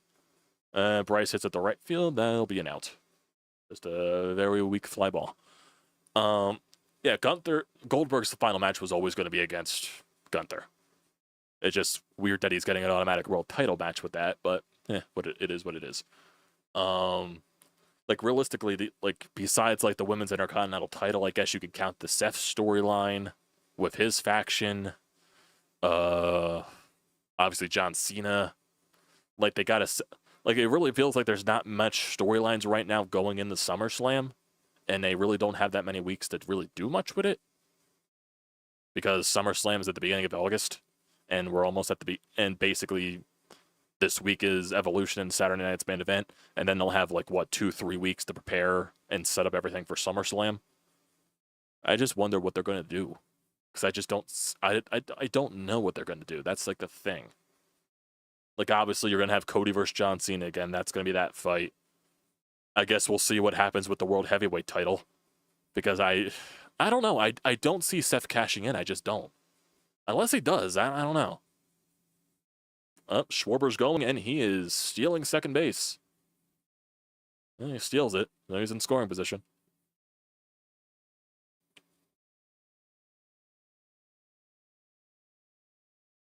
Yeah, I don't know. Like, it can't be for the fact that Io's injured. Like, she could. Like, if Io was injured, they would have taken the title off of her. Unless it was, just some type of minor injury and they were letting her rest. But it's just, you don't use her for, 2 months? 3 months? 2.5 months? Of a title defense? You don't do that at all? That's weird. I don't know. There's a lot of things that I think Triple H does good, but there's just a lot of other things that he does bad. And maybe some of that's with TKO, I have no idea. But it's just some things are weird. Very weird.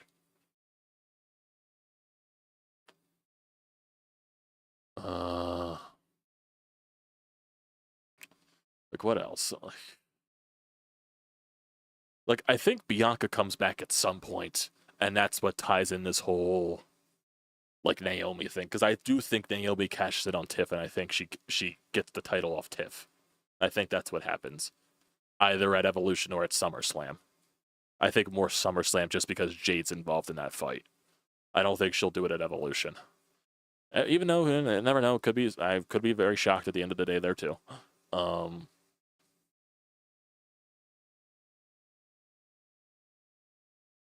I don't think the product has been total ass. Now, granted, I'm not like a deep diver in everything. I just try to see the story. But yeah, it definitely hasn't been the best. There's some things that are good. There's a lot of things that are not good.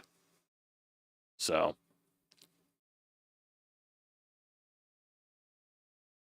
it just feels like right now there's no full long-term storytelling right now. It just feels like sometimes the setups for PLEs are just not there and they're rushing into it. I don't know. Oh, and that is. And Schwarber is out trying to steal third base when Alec Bohm walked.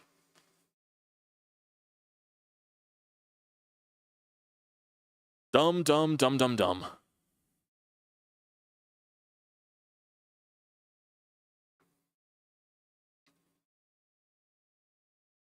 Dumb, dumb, dumb. Dumb, dumb. Dumb, dumb, dumb, dumb, dumb.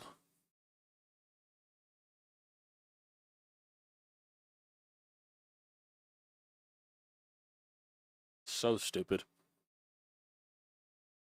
So dumb. So now instead of first and second and one out, it's just first base and one out.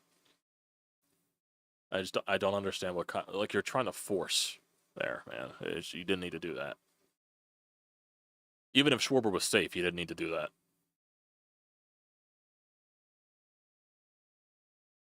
So stupid.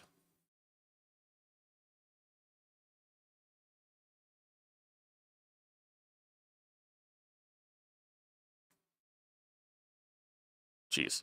Braves are losing 10-0 in the third. Of course. Of course, Castellanos get the single. Would that have scored Schwarber? Maybe, I don't know. Now, it's also granted because it would have been a different situation. Probably different pitch selection. With first and second and one out. But you never know. But now it's first and second and two outs. And is it Otto Kemp now? I think.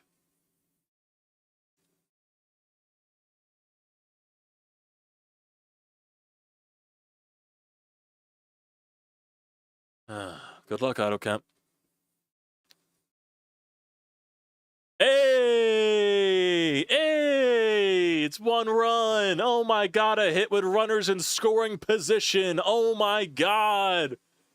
Oh my god, they got a hit with runners in scoring position. Holy fucking shit. You should have scored 2 runs, though, with fucking Kyle Schwarber's dumbass. Oh my god. Oh my god. Hey, though. Runner hit with runners in scoring position. Hey. Hey. Time to fucking celebrate. God, Jesus Christ, that's sad. Hey, hit with runners on.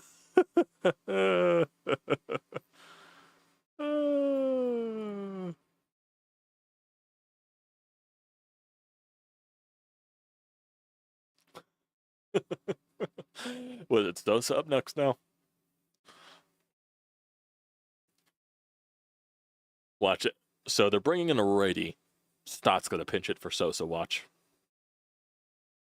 Stott's going to pinch it, watch.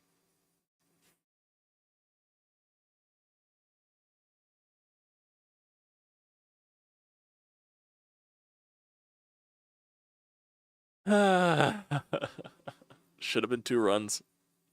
Should have had 2 runs. What do you know, boys? Me going on a very long talk about wrestling sparked the Phillies to score 1 run. Oh, God.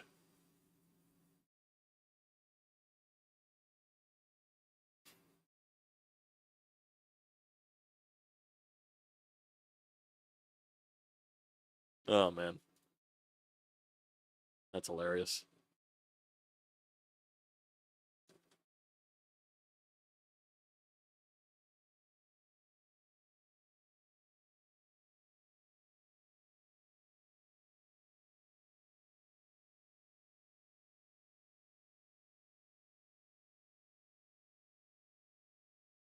But I think if Seth cashes in, or when Seth cashes in and he does win the world title, or whatever title he gets, I think we'll probably start seeing some better storylines.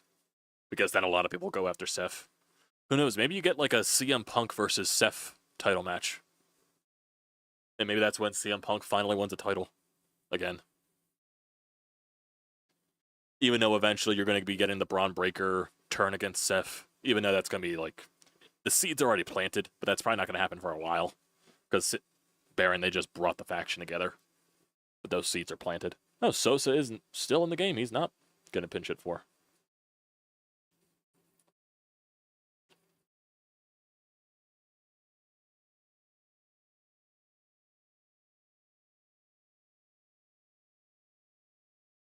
Bivens up 0-1 in the count because Sosa fouled the first pitch. Come on, Gus. Chops one foul, 0-2.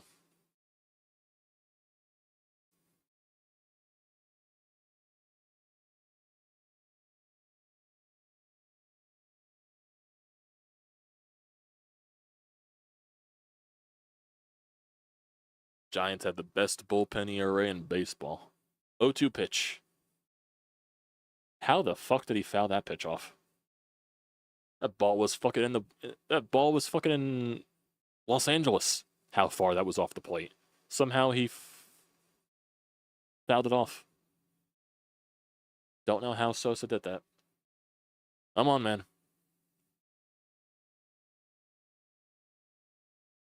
O2 pitch. Bloop, bloop, bloop, bloop. No, it's gonna... Damn you.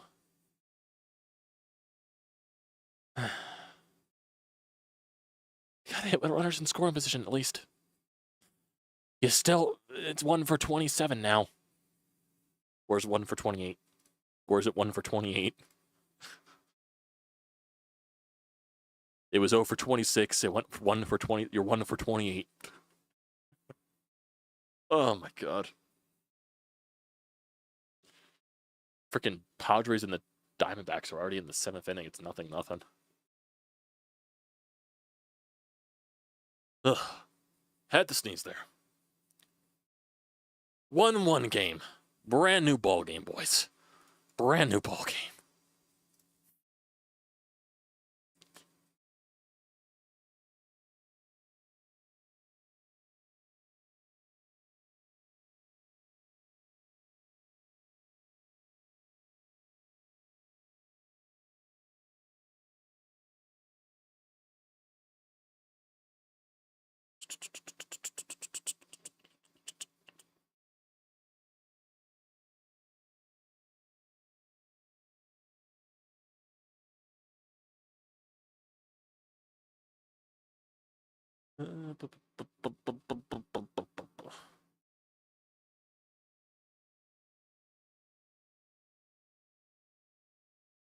Crazy stuff here, boys.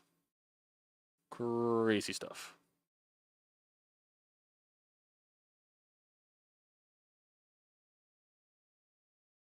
It's like yesterday's game all over again, except no terrible umpire.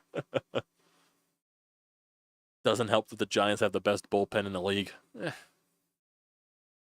It's crazy that they have the best bullpen in the league, and they're like, what? 3rd place in the West? What place are the Giants in? They're 2nd place in the West. 50-42. They're 5.5 out. Where are they on the wild card? They are in the last wild card spot, a game above the Padres. Lazar on the mound. Oh boy.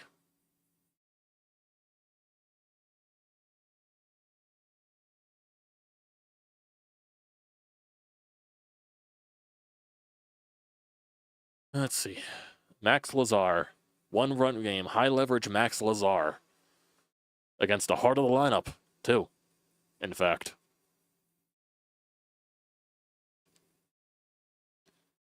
Oh, 1 pitch to Adames.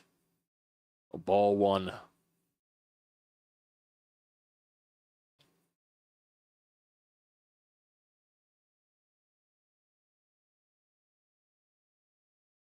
One pitch. Adames hits that to center field. Rojas going back. He looks like he has it, and he does. That should be the first out. Oh, carried a little bit, though.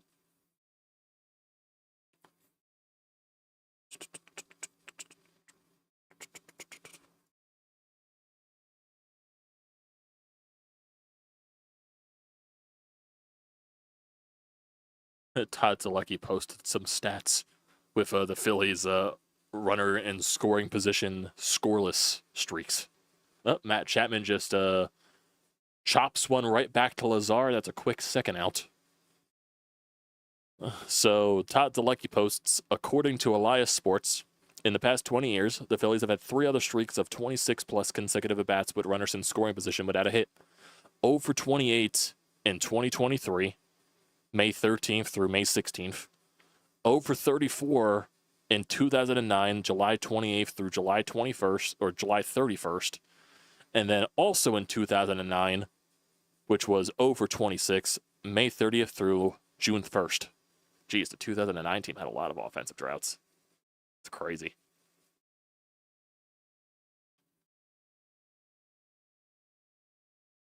Max Lazar greater than Jordan Romano and Joe Ross. 1-0 pitch to Yastrzemski. That is a hanging curveball that hang in there for a strike. That probably is true there, Franco. I don't know how I feel about that, though. 1-1 pitch. Lazar and Yastrzemski puts a beautiful bunt down, and the Phillies were not set up for that in general. It was a perfect bunt, and he reaches on.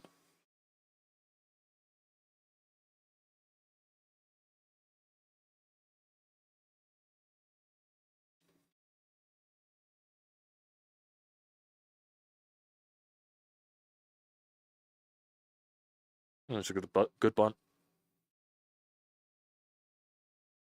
And just focus on the batter. Who's it, Schmidt?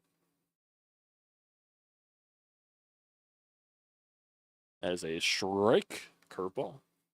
Knuckle curve, might I add.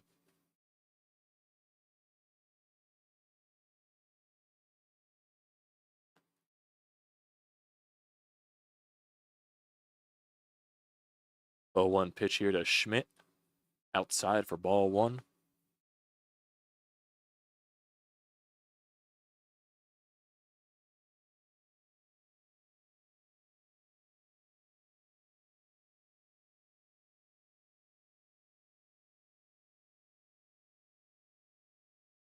One pitch to Schmidt.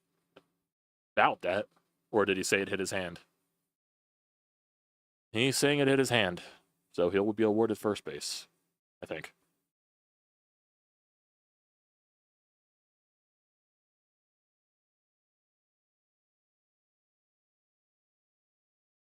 Yep, Phillies are challenging it.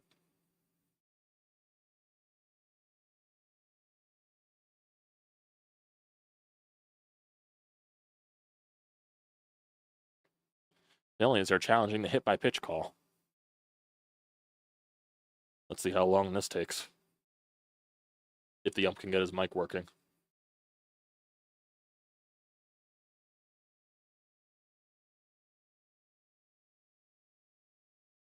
See, where did it hit? Can't even tell.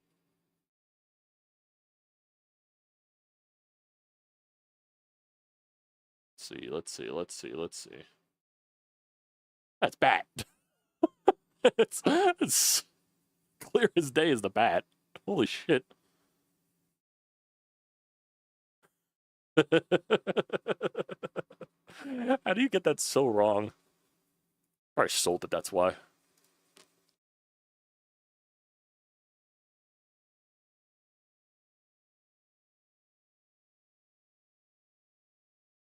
Ay, ay, ay. Ay, ay, ay, ay, ay, ay, ay, ay, ay.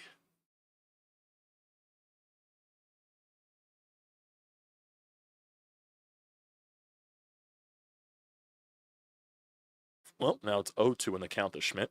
Or 1-2. 2-2. Okay, apparently it's 2-2. Here comes the 2-2 pitch. Well, get him out, Lazar. Paint on the outside corner, strike 3. Damn. That was a nasty pitch. Damn. It was fucking dotted. Damn. Damn. But now I want to think about something. I'm assuming Kerkering's not available after last night. So that means you're probably going to have to use Jordan Romano and also Matt Strom, obviously. Oh, God. Who else would you use out of the bullpen? You already used Tanner Banks, and now you just use Lazar. Who else are you going to use besides Romano and Strom? Probably Joe Ross. Probably Joe Ross. Bring Max Lazar out for the 7th.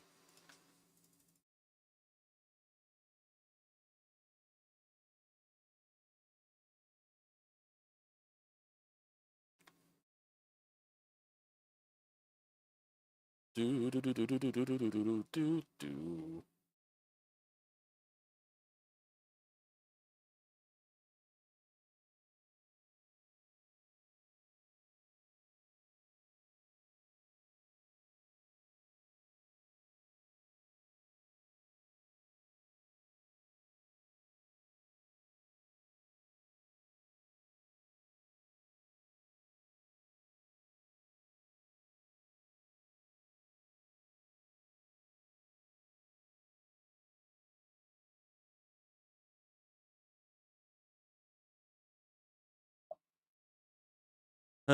Let's see. What else?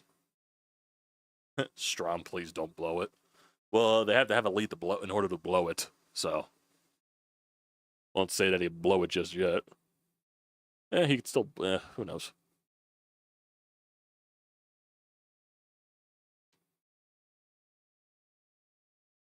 Taiwan Walker had a pretty good day at the office. 4 innings, 2 hits, 1 earned run, 2 walks, 3 strikeouts. He did his job. He did what he was asked. So, and Rafael Marchand put a bunt down that went foul.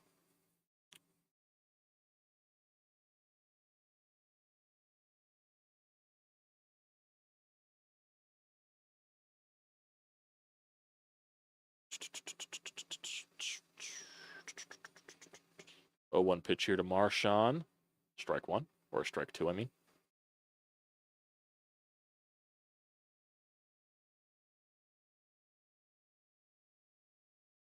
Comes the 0-2 pitch. He's got to chop that to shortstop. Should be out. And he is.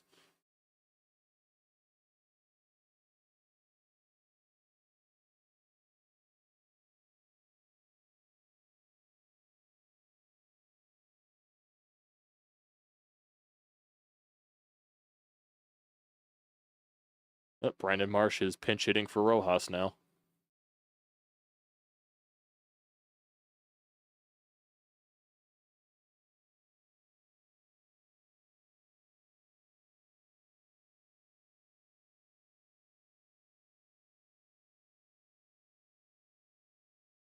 Let's see, what does Brandon Marsh do?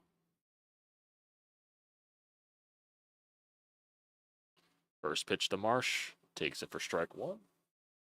It's a good play slider, I guess. Backdoor.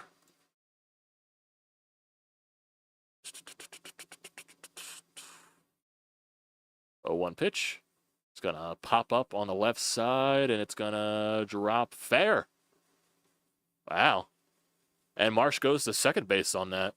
Yeah, good base running by Marsh.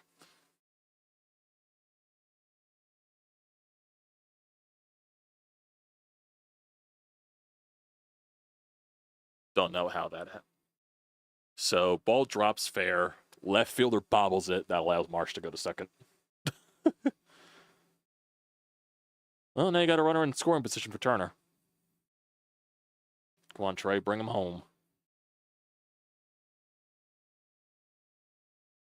1 for 28.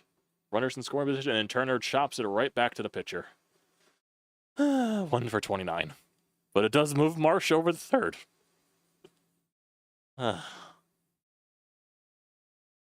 Jesus, man. And here comes Kyle Schwarber, who was hit by a pitch in his last at bat.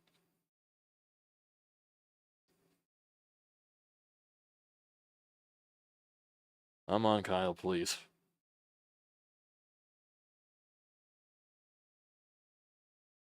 First pitch. Oof. Froze him on that sweeper.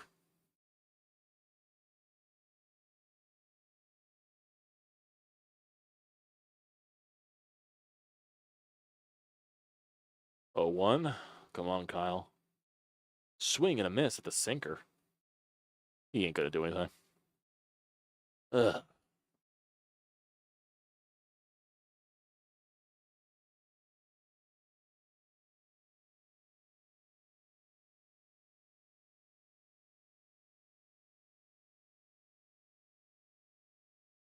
O2 pitch. Come on, go! Schwarber! Schwarber! Oh my god. Hit with a runner in scoring position, and it's 2 runs because of the home run. It's 3-1. Holy shit. Thank god. Oh my god. Schwarber. Schwarber. He one-handed that out, too. Holy shit.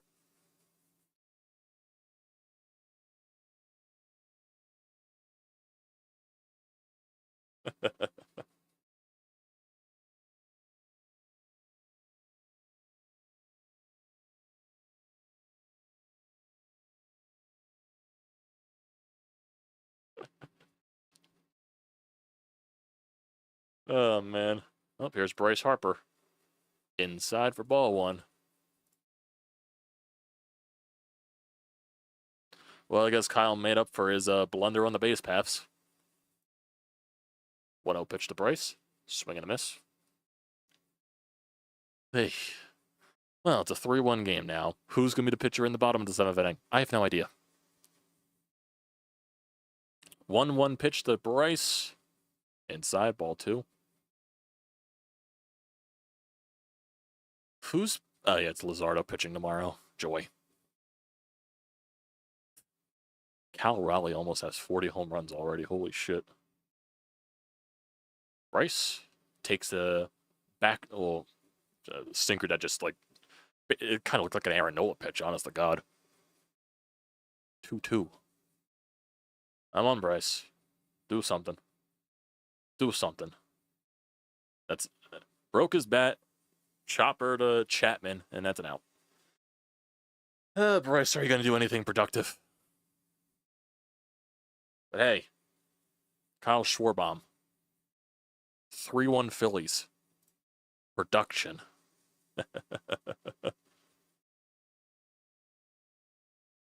How hard that Schwarber hit that 110 off the bat. Holy fuck, he one-handed that too. Home run in 30 of 30 ballparks. Went 402 feet. Goddamn, Kyle. But now who's coming out of the bullpen? Who be coming out of the bullpen?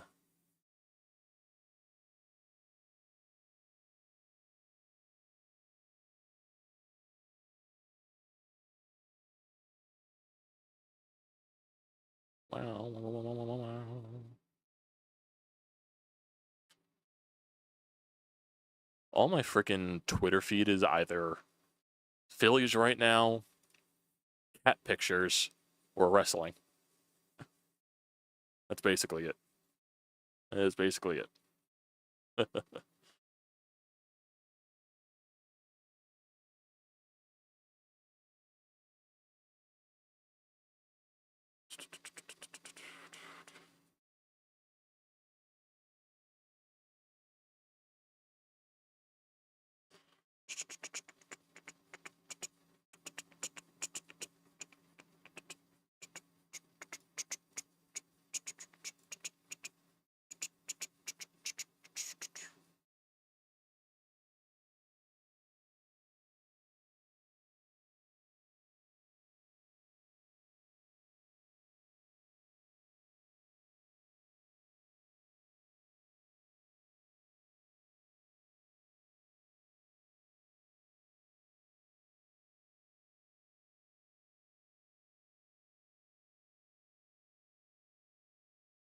Oh my god, there's actually a run in the Padres game. It's 1-0. But someone hit a home run and I miss it.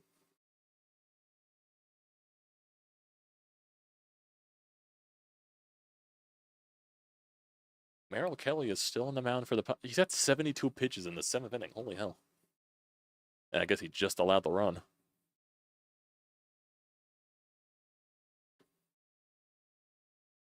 Who is pitching the 7th? Who is pitching? Matt Strom's pitching now. Interesting. Then what the hell is pitching for the 8th and the 9th, unless Kerkering is available?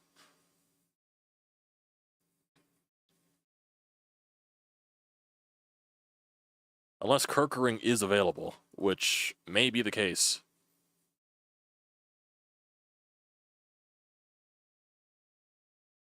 I guess that's the case. Like, who'd be pitching the 8th and the 9th inning then?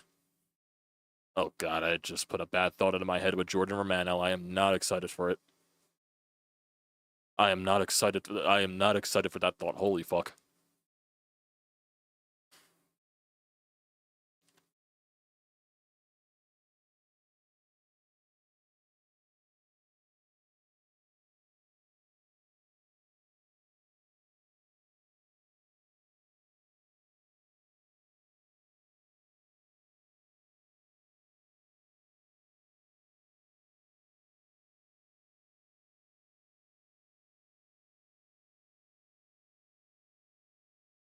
So Strom up against Lee, who is 2 for 2.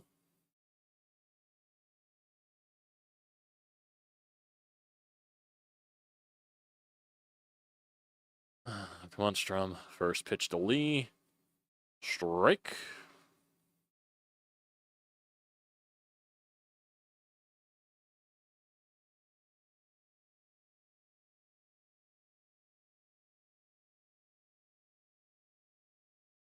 Come on, Strom. 0-1 pitch. According to the strike zone, he dotted it, but the umpire calls it a ball.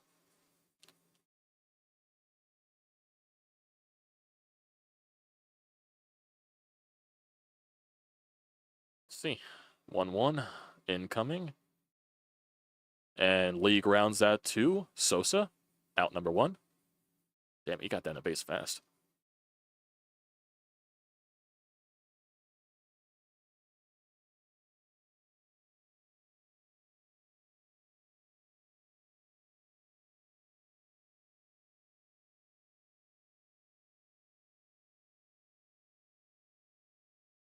Wilmer Flores is now pinch hitting. Oh boy.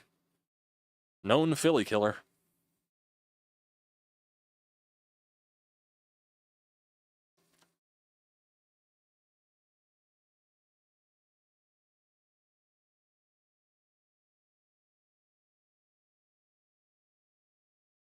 That is strike 1.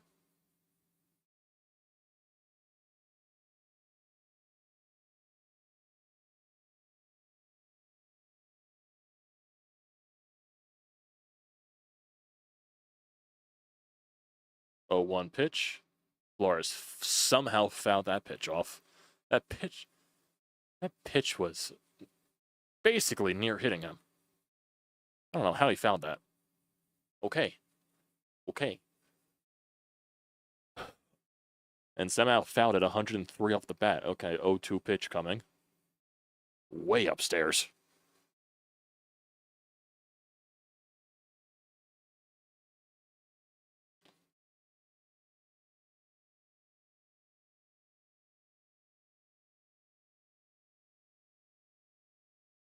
One-two pitch.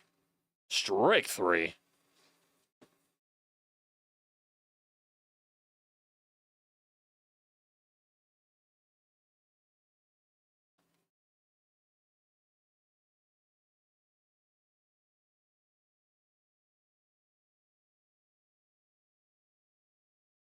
Good pitching there from Strom. Now get Bailey out.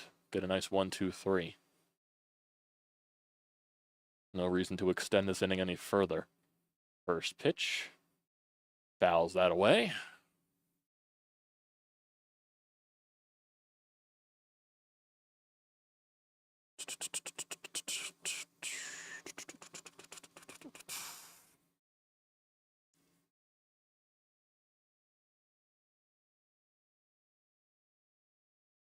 Oh, right on the top part of the strike zone for strike 2. It is an 0-2 count now to Bailey.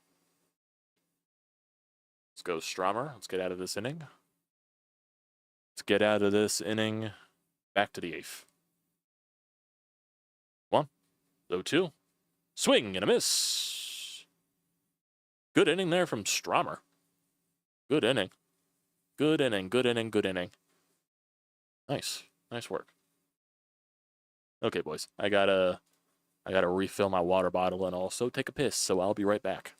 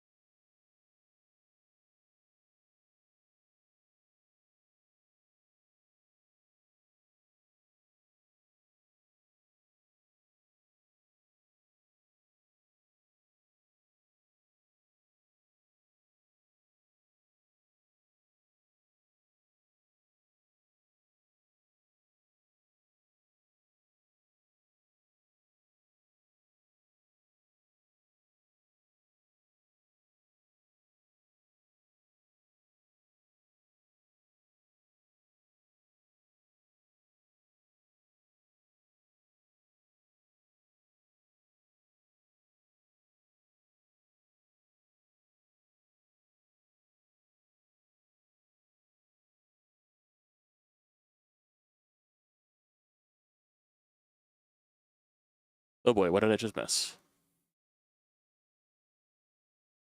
Alec Bohm with a liner right off the pitcher's ass. Ooh.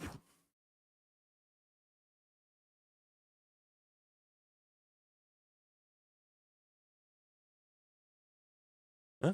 Alec Bohm is on base.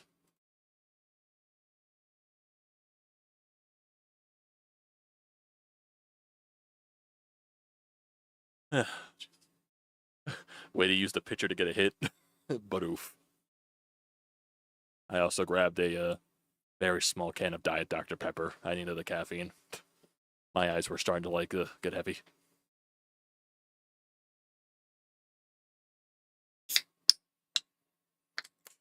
Very tiny can. Just for the little bit of caffeine.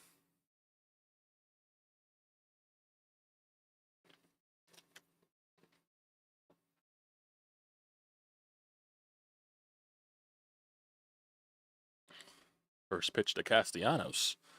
Way missed that hanging slider.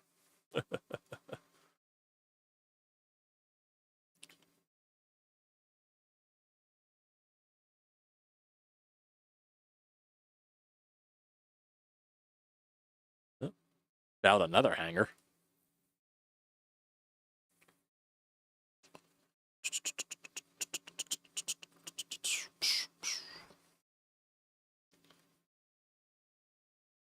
Do I like coffee? I do not like coffee.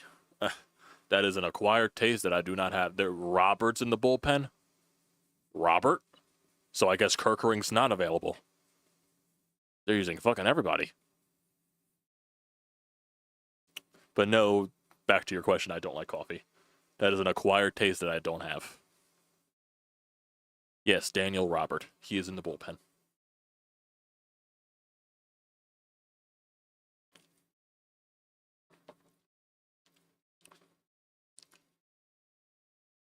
I'm drinking Diet Dr. Pepper just because it is 0 calories.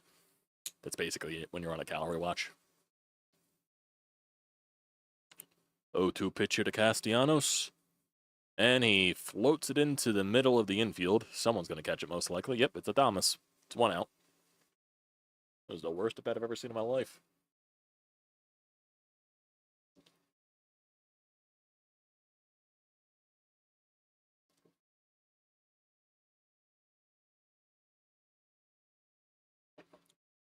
And also, like I said, I just need a caffeine boost just to pull through the rest of the game before I go to sleep after this.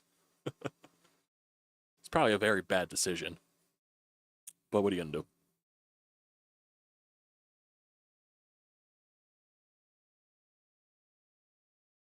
Otto Kemp is now up. Like, I've been, like on, like, when I go to my workouts and all that stuff, and, like, with the calorie watch that I'm doing, like, I try, because I do like having something, like, fizzy to drink, even though I did stop drinking soda for a while. God, like, obviously got back into the habit, but I was like, okay, if I do drink soda, at least I want to get a soda that doesn't have calories and maybe not as much sugar.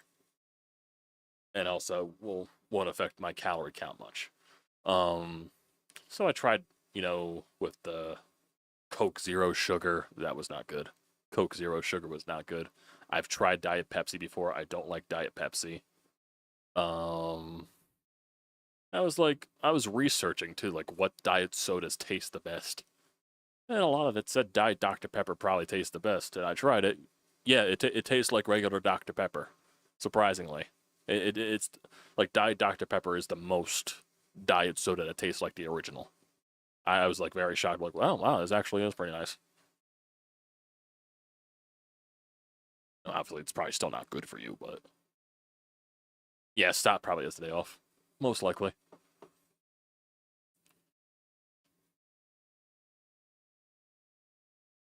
Guess Rob's fully committing to that bit of giving him the whole day off. I guess. Yep, Sosa, that is a base hit.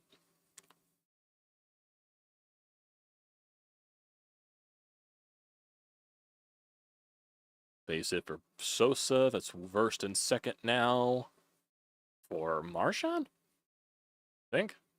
Wait, who's after Sosa? Who is after Sosa? Yeah, it's Marchand.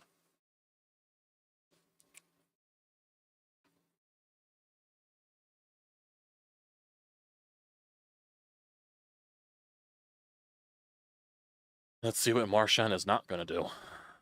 First pitch, outside for ball one.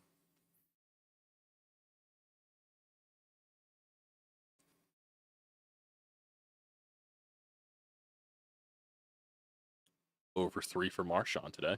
Second pitch, swing and a miss for strike 2.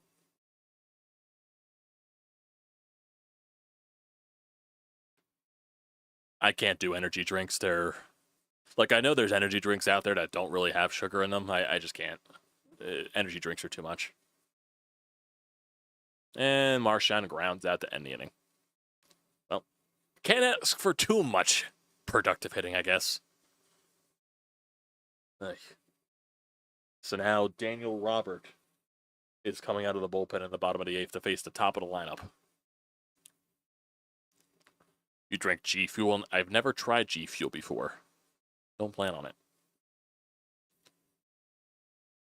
Yeah, I can't get into the energy drinks. That's like too much. That's too much. I'm fine with soda.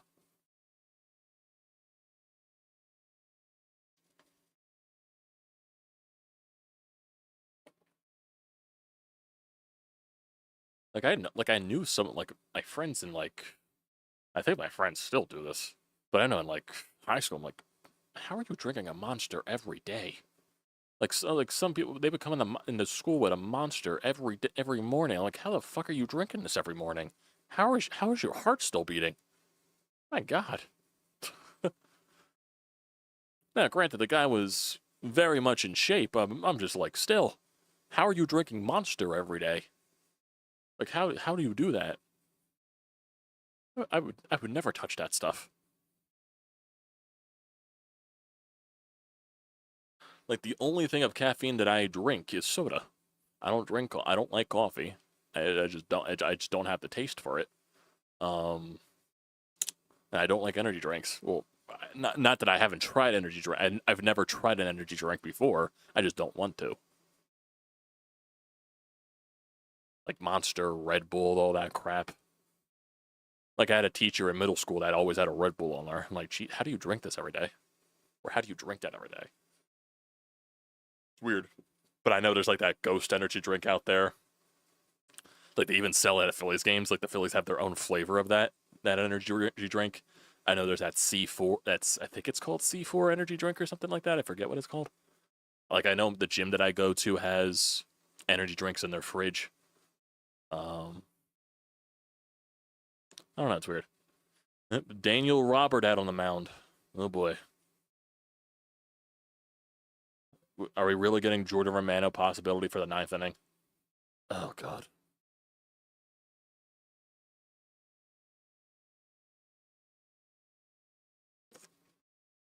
Max Kepler is now in left field.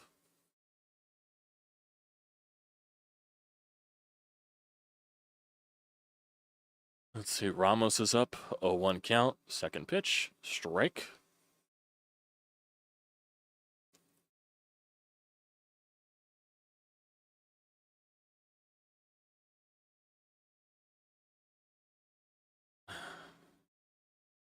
Oh, 2. Way up there for ball 1. Holy hell. Here, I'm in full clench mode the rest of this game. Full clench. Full clench. 1-2. Yeah, that almost hit him. 2-2.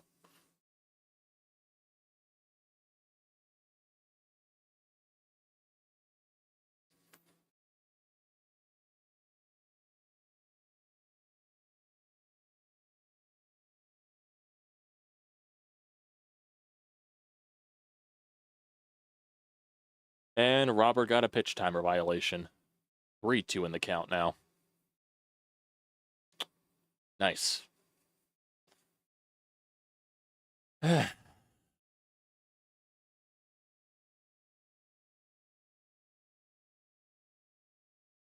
gonna walk him, isn't he? 3-2. Or he just allows a single. Great.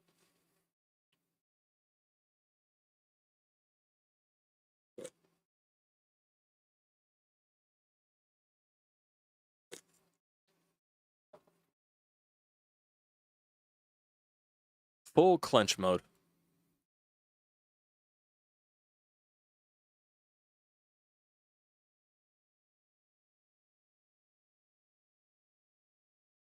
Full clinch mode here. Rafi Devers up. 1 man on. That's ball 1. Oh, this is going to be a long inning, isn't it?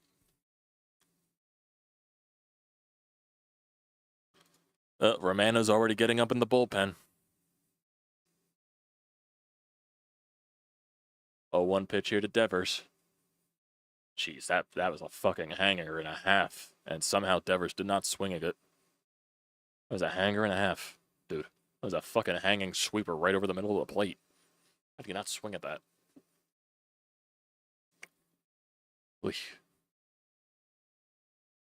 1-1 pitch here to Devers. It looks like they're trying to pitch him inside, but a little 2 inside. 2-1.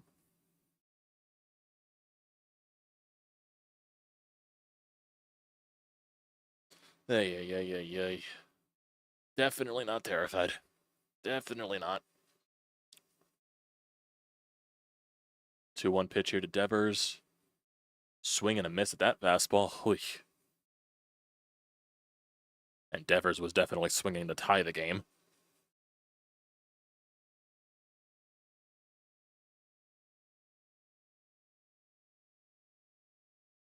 Crossing the fingers. Crossing the fingers. Robert. That was Phil Cuzzy. That would have been a strike. But it's ball 3. And it should be ball 3. But if that was Phil Cuzzy, it would have been strike 3. And Romano is officially warming up. Oh boy. This is not going to be a fun finish, is it, boys?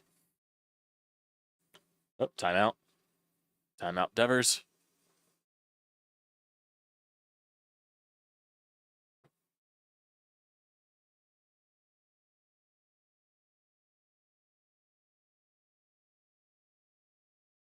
Three-two count, pitch to Devers, and that is ball 4. It wasn't a strike.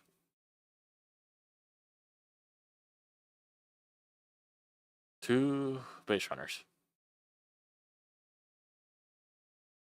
Yes, it touched the strike zone, but Marchand caught it weird, which made it ball 4. We're not doing this now with the umpires. That's not the fucking problem.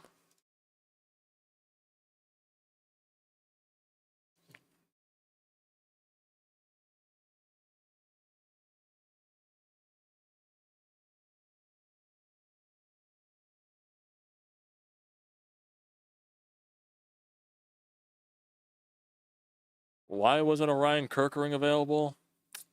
Don't know. Don't know why Orion Kerkering is not available. Like, why wouldn't Kerkering... Is it just because of how much... He didn't pitch on Sunday because of Wheeler's complete game. Is it seriously just because of the inning last night? And here's Adames. First pitch. He cannot throw strikes. He's not missing by much, Ruben. He is missing a lot. God damn, Ruben, shut up. 1-0 pitch here to Adames. Foul ball.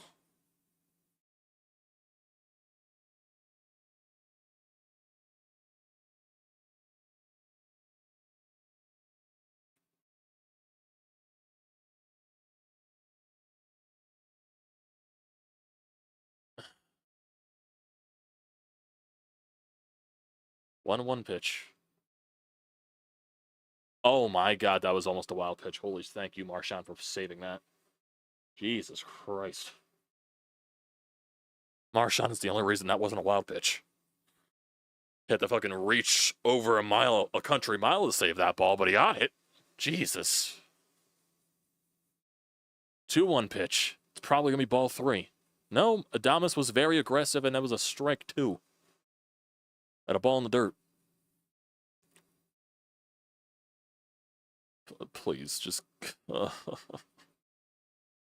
I am not... I am not comfy with this at all. I'm not. 2-2. Tried the same pitch, and it's ball 3. He's gonna walk the bases loaded, isn't he? He's gonna walk the bases loaded, ain't he? Shut up, Ruben. Shut up, Ruben. 3-2 pitch incoming. Foul ball. Tried to challenge him with a fastball down the middle.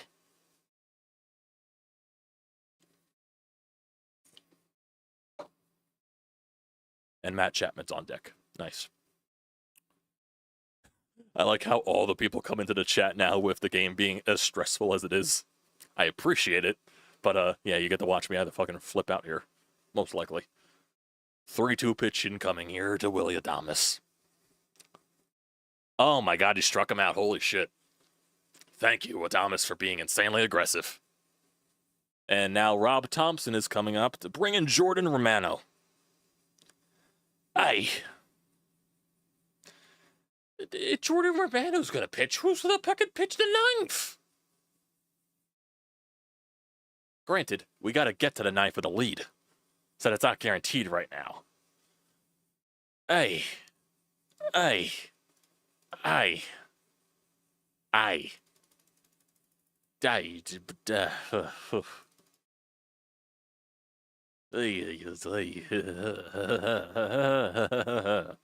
Don't know why Orion Kirkering's not available, though. Still don't know to understand that. Did he seriously not... Did he throw that many pitches in order for him to not be brought in yesterday? How many pitches did he throw? He threw 25 pitches. You can throw him back-to-back days and have him off tomorrow today. Back-to-back days and have him off tomorrow. You can do that. It's physically possible to do that, Rob.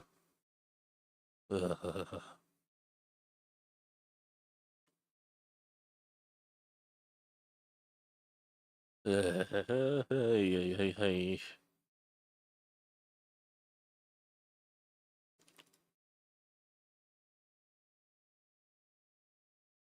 So it's Romano to face Chapman. And who's after Chapman? Yastrzemski. Not confident. To tell you the least, I am not confident. Unless Romano throws one pitch and gets the double play, which is not happening. That is not happening. It is never that easy with our bullpen. Yeah, that ain't happening.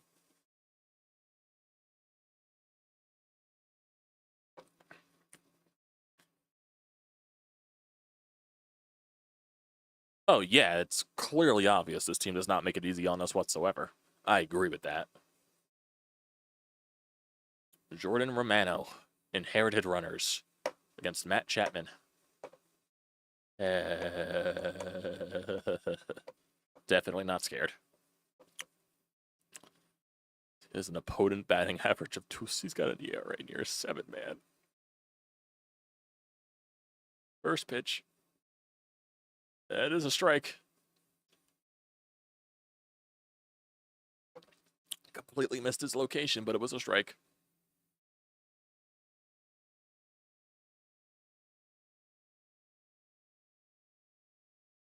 A 1 pitch. Pop up. Someone call it off. Someone call it off, please. Thank you. 2 outs. 2 outs. 2 outs. 2 pitch at bat. Now you gotta get Yastrzemski out.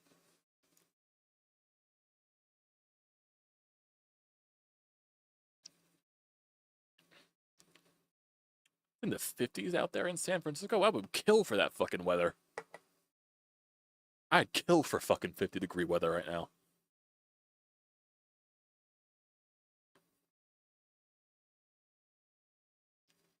That is ball 1 to Yastrzemski.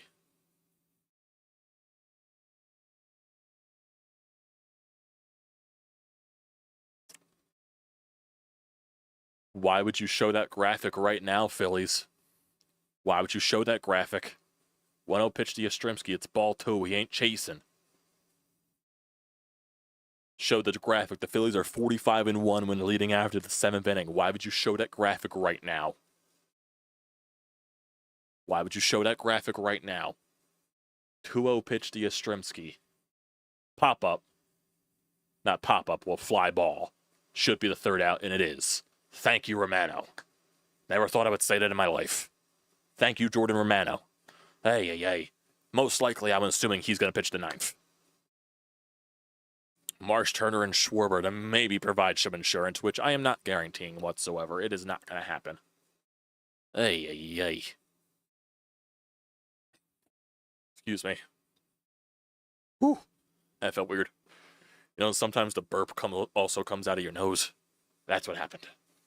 Ugh. Hate that feeling.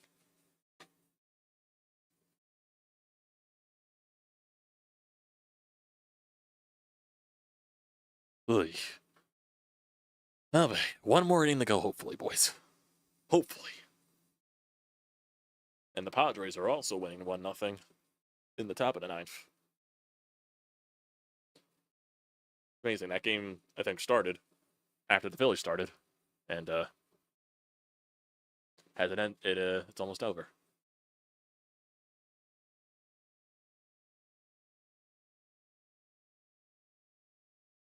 Hey.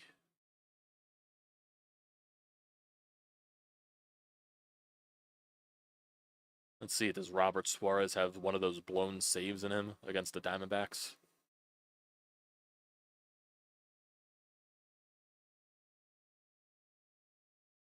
Randall Grichuk is up at bat. It's a 1-1 count to Randall Grichuk of the Diamondbacks.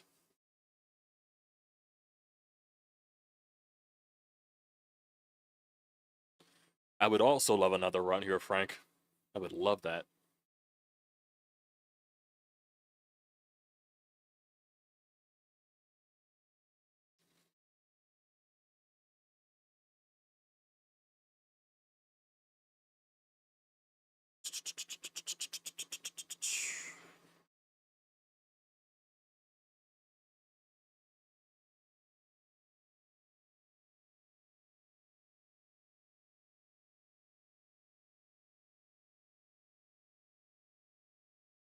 Lefty on the mound to face Brandon Marsh. Upstairs for strike 1.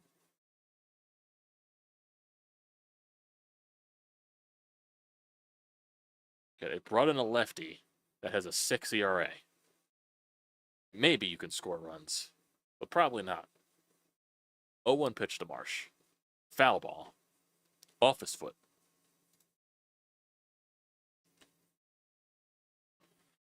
Joe Ross? Joe Ross is warming up in the bullpen? What? What? Why? Why is that the call? What? And Marsh strikes out. Oh boy, Joe Ross is going to come in the bottom of the 9th inning for the save. Yay! Why? Why is he the guy? Why? Why Joe Ross? Why Joe Ross? Joe Ross!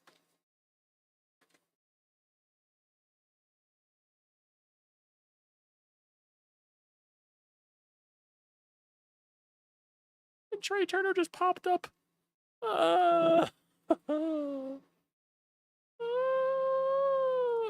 Joe Ross. Joe Ross is going to close a ball game out. Joe Ross. Oh.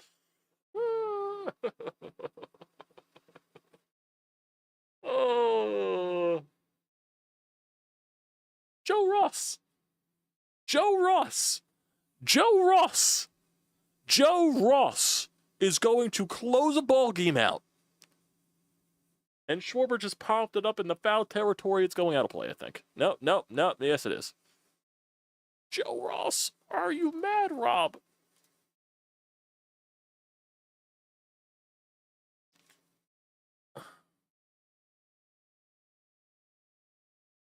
Joe Ross. He's bringing in Joe Ross. He's bringing in Joe Ross in the year 2025 to close out a baseball game. They're actually going to do that. 0-1 pitch. The Schwarber. He held up. It's ball one.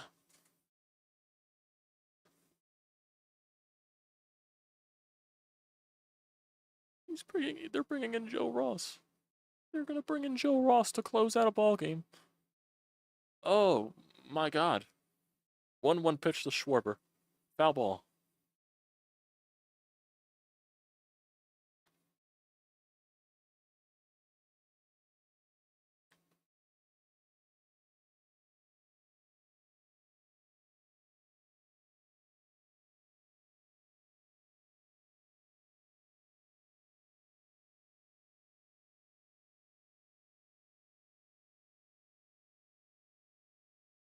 Can't believe I'm going to be witnessing Joe Ross trying to save a ball game. 1-2 pitch to Schwarber. Ball two.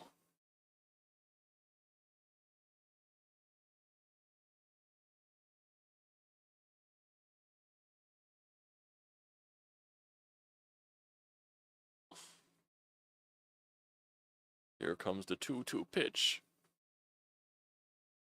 Ball three. Please, for the love of God. Please. Why Joe Ross? Why Joe Ross? Why Joe Ross? 3-2 pitch to Schwarber. Fouled it.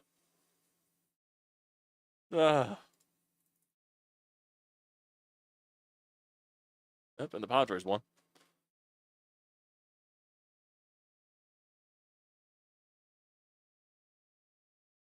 Please shut up, Ruben.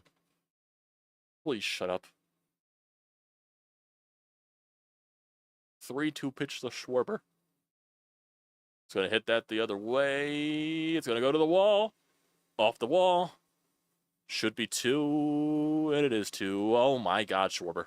Holy hell. Oh, it's a double. Honest to God, I thought that ball was going out. Did he also one-hand that too? He one-handed that as well, and it hit the fucking wall. It hit the top of the wall. Holy fuck. It's a good play by Ramos.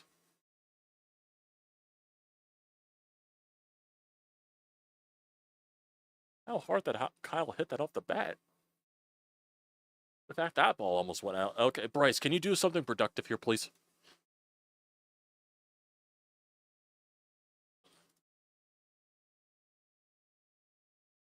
Ball one for Bryce. Schwarber hit that 104 off the bat. It would have been a home run in 5 different ballparks. Oriole Park, Wrigley Field, City Field, Citizens Bank Park, and Petco Park. Interesting.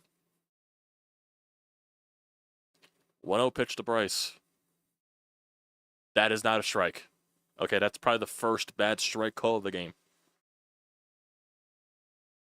Ballparks where that would not have been a home run in for Kyle Schwarber. For the 25 ballparks. Well, the rest of the 25. Let's see what Bryce is doing here. Bryce 1-1 pitch. Foul ball. It wouldn't have been a home run in the A's ballpark in Sacramento, Truist Park, Chase Field, Fenway, Great American Ballpark, Progressive Field, Coors Field, Guaranteed Rate Field, Comerica Park, Dalkin Park, which is Houston, Kauffman Stadium, Angel Stadium, Dodger Stadium, Lowe Depot Park, American Family Field, Target Field, Yankee Stadium, PNC Park, T-Mobile Park, Oracle Park, which is San Francisco, obviously, Busch Stadium, George M. Steinbrenner Field, where the Tampa Bay plays, Globe Life Field, Rogers Center, and Nationals Park.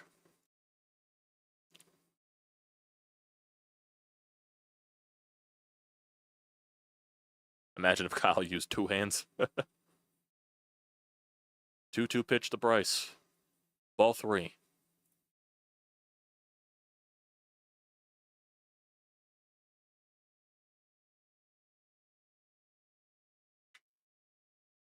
I honestly forgot to plug my fucking phone in to charge it. Even though it's only on. 3-2 to Bryce. He fouls it off.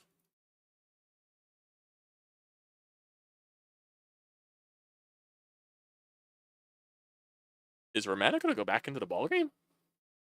He does not look done. Yeah, I think Romano's going back in. He's stretching. 3-2 to Bryce. Fouls it again. Or is Joe Ross, like, if they get more runs, was that like the process? So is Romano the guy that was going to go in the end? Oh, I don't know. I don't know. I'm not trying to think too hard here. Ugh, thinking too hard.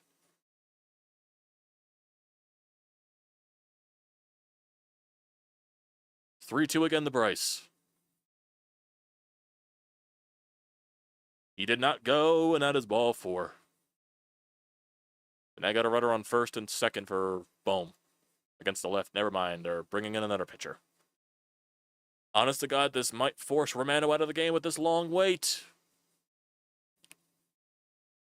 Maybe that's their game plan. Bringing in already to face Bohm.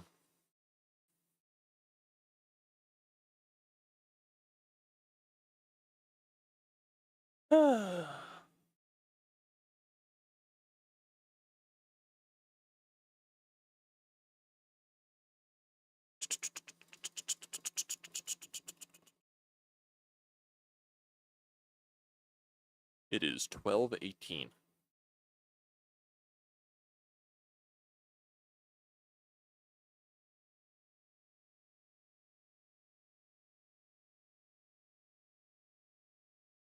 Let's see.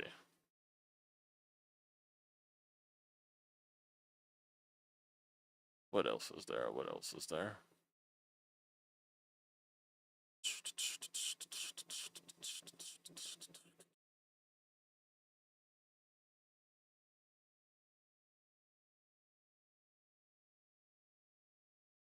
Is Alec Bohm going to drive in another run? We'll find out. Ugh. Sitting in this chair is uncomfortable for so long.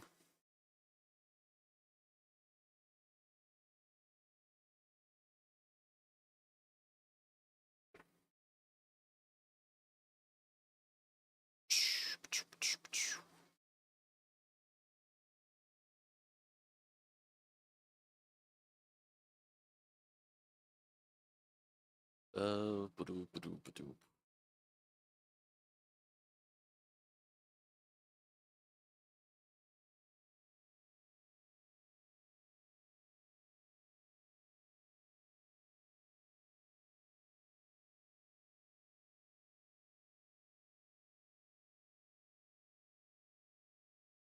Okay, so who's pitching right now for the Giants? Ryan Walker. He's got 15 save opportunities this season. Come on, Bohm. Please drive in a run. Is he going to swing at the first pitch? Yes, he is. And he hits it right to the first baseman.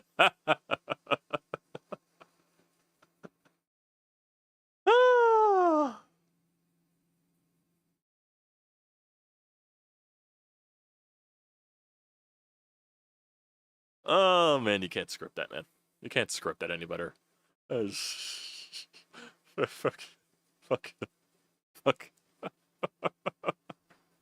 First pitch swinging, dude. Come on.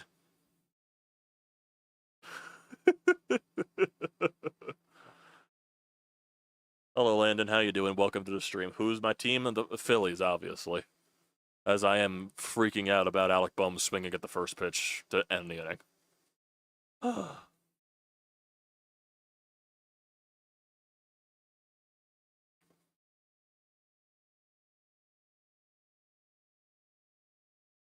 Jesus fucking Christ, Alec Bohm. He's just swinging at the first pitch every time, and it was a weak ground ball. Weak ground ball. Go Yankees? No thanks. No. No. No, no, no, no, no. I don't do that. I don't do that here.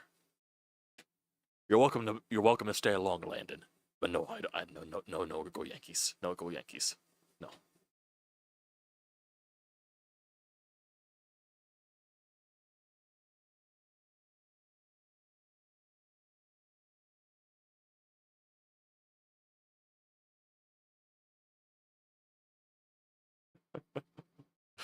So, Alec Bohm, first pitch swinging ground out. Whom is surprised? Whomst is surprised? I'll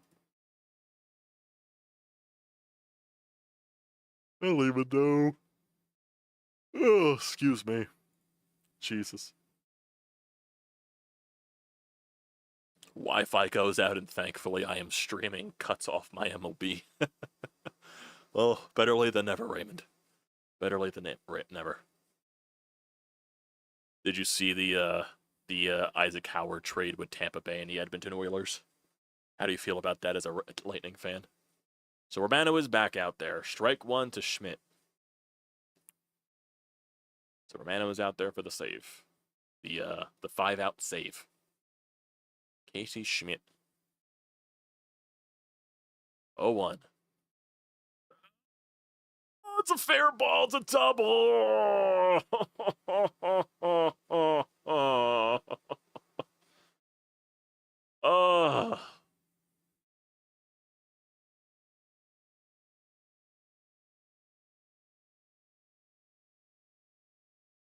Hanging slug curveball, man. Oh.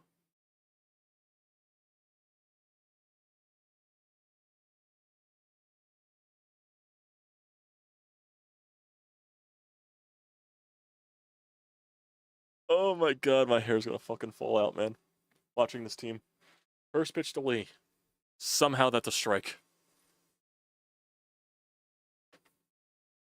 Oh my god.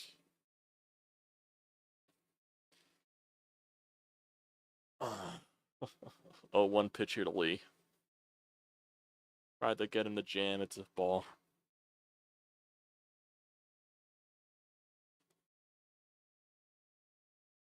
What's wrong with my Yankees? I don't like New York. I don't like New York, Landon. That's it.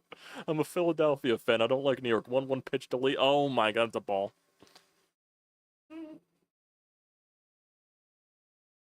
Oh.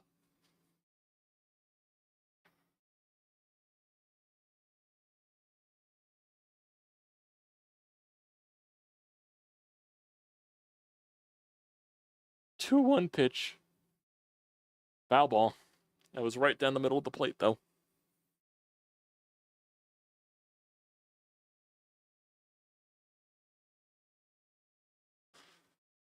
I am so terrified. And Flores is on deck.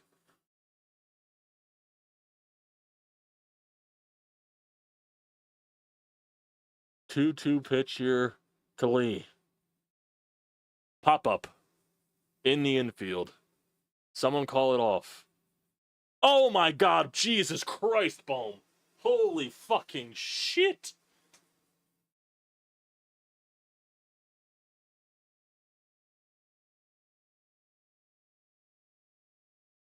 I didn't need that. Jesus Christ.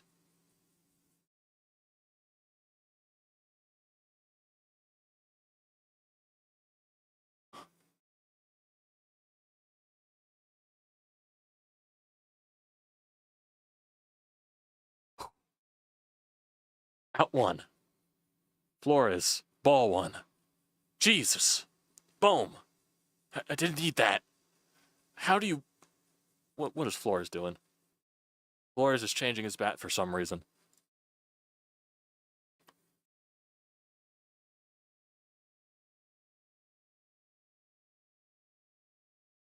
Still. I am still, like... How does Boma almost drop that? 1-0 pitch here to Wilmer Flores. And that's a hit. Is that going to score the run? No, that will not score the run. So it's first and third with one out. Who's up now? So the 9-hole hitter? Now they're going to pinch run for Flores, obviously. And Romano almost caught it too, just a late reaction. Almost. Hey.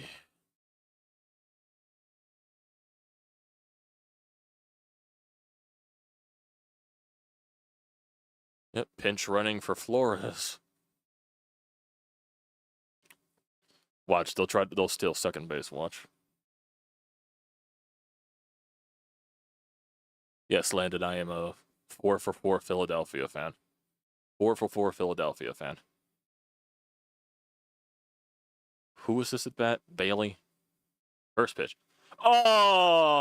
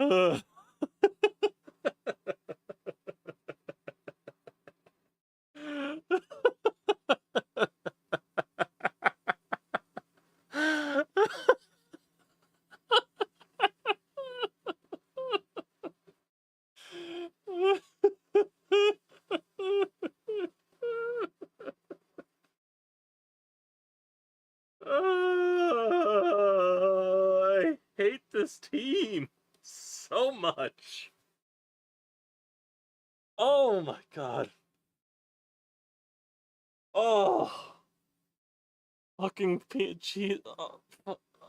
Why? Why? A fucking walk-off inside the park home run. I fucking hate this team so much.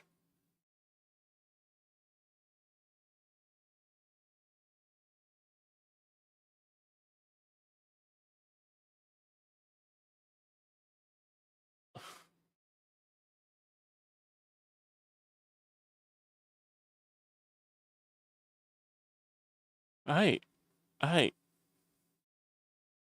I don't know what to react. I am just like, I'm losing my mind. I'm losing my mind. I'm losing my mind. I'm losing my mind.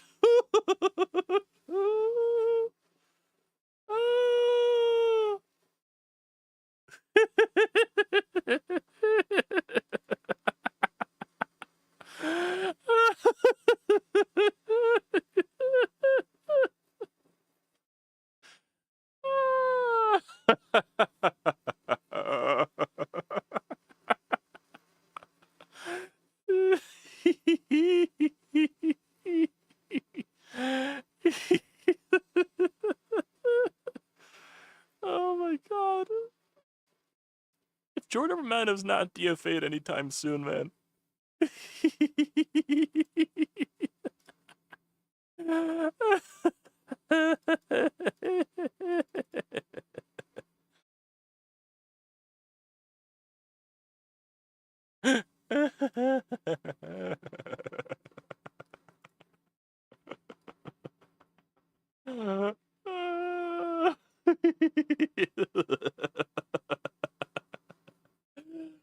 Guys, guys, guys, guys.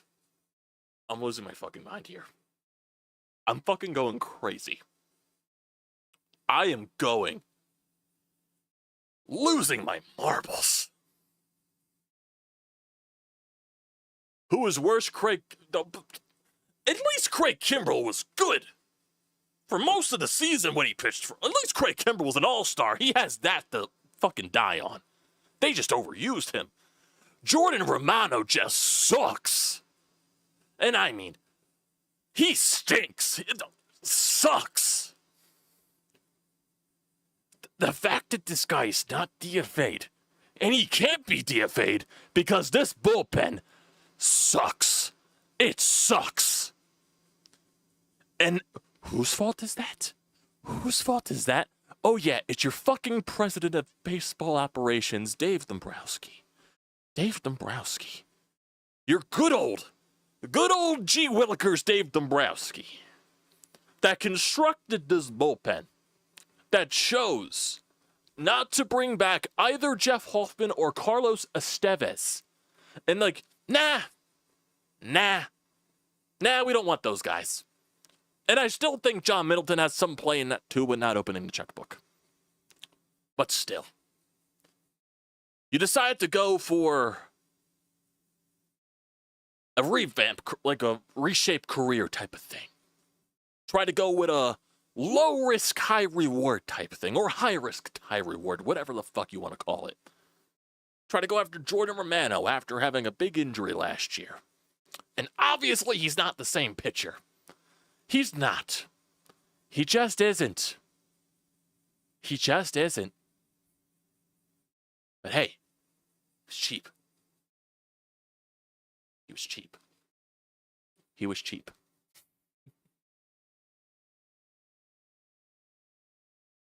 And even borderline to the offense that still can't fucking hit. They got 3 runs. Oh yeah, 3 runs. Thank you, Kyle Schwarber. Thank you, Kyle Schwarber. The fact that you had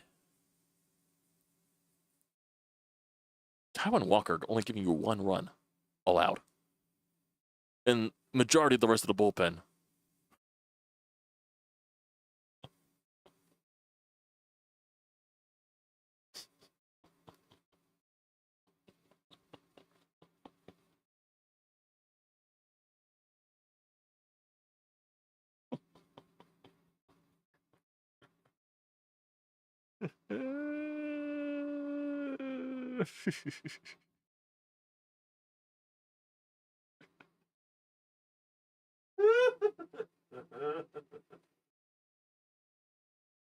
Oh my god, I want to scream. I want to scream so badly. I can't because people are asleep. Hello, Shoko. There's a cat below me.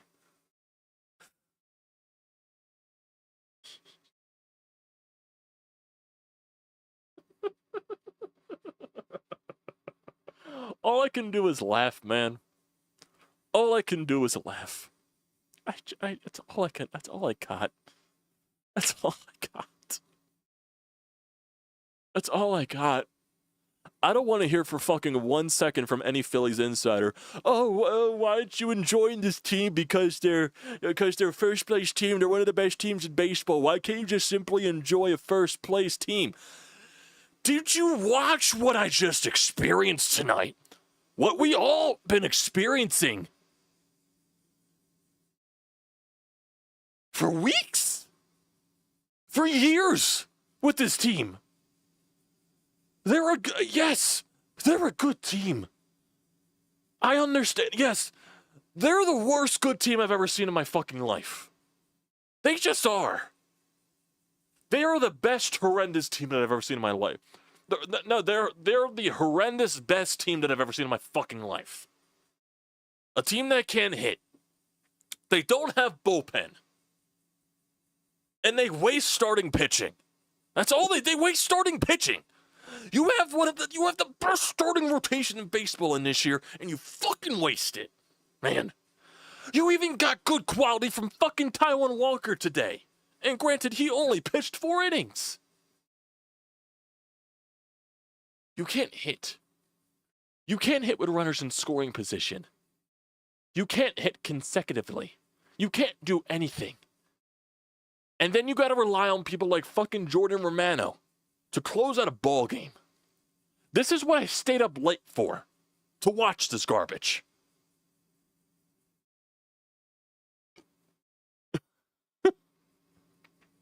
I had to stay up until 12:30 plus a.m. to watch Jordan Romano give up a walk-off 3-run inside the park home run. In what world does that happen? Only the Phillies. Only the Phillies. Because you know why? They deserve it. They deserve it. Dave Dombrowski deserves this. Because you know what? He had multiple things to do in the offseason and did nothing. Oh, yeah. Brought in Max Kepler. He brought in Max Kepler. Oh, he brought in Jordan Romano. Oh, Carlos Hernandez off the waiver wire, who's not even on the fucking team anymore.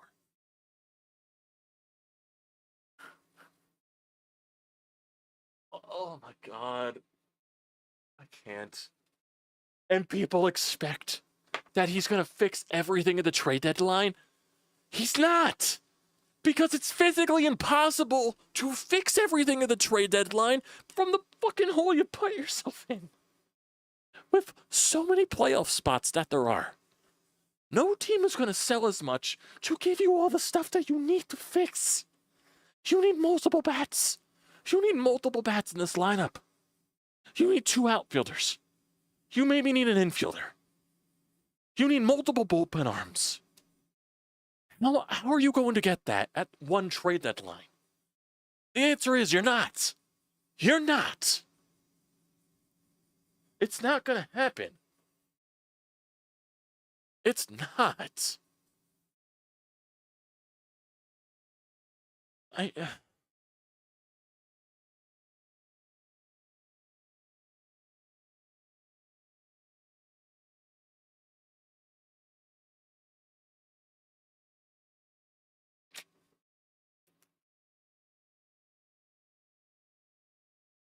Look at, just wanna.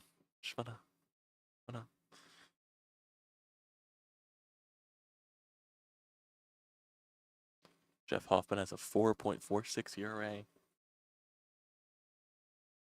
Carlos Estevez has a 2.08 ERA. He has, I believe, around the most saves in baseball. He's got 24 saves. He's got 24 saves on the season. 24. Carlos Estevez. I would have loved to bring back a Carlos Estevez. I just want to see saves. Is there a save thing here? The player pitching. Saves. I need to see saves. Is there a save thing here? Carlos Estevez, he is 3rd in baseball in saves. Jeff Hoffman is 4th in baseball in saves.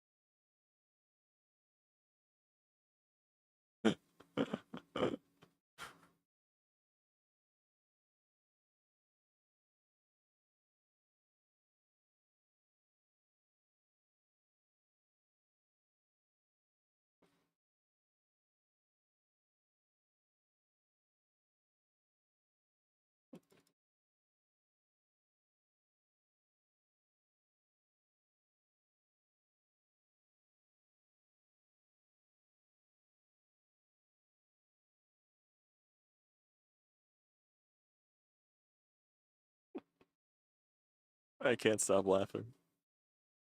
I can't stop laughing. I can't stop laughing. It's too funny. It's too funny. It hurts. It hurts so badly.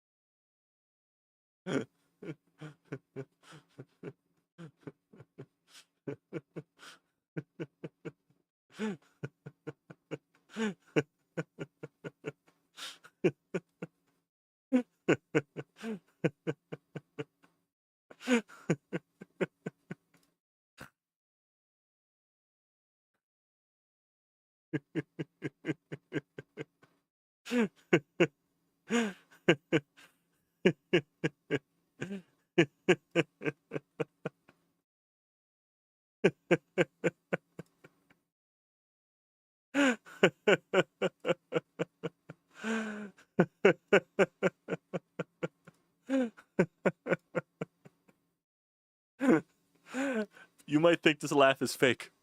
No, it's real. It's a real laugh. I just can't stop. I can't stop with the laugh. I can't stop laughing. Someone left a voicemail. I guess we could do this as a de facto recap at the same time.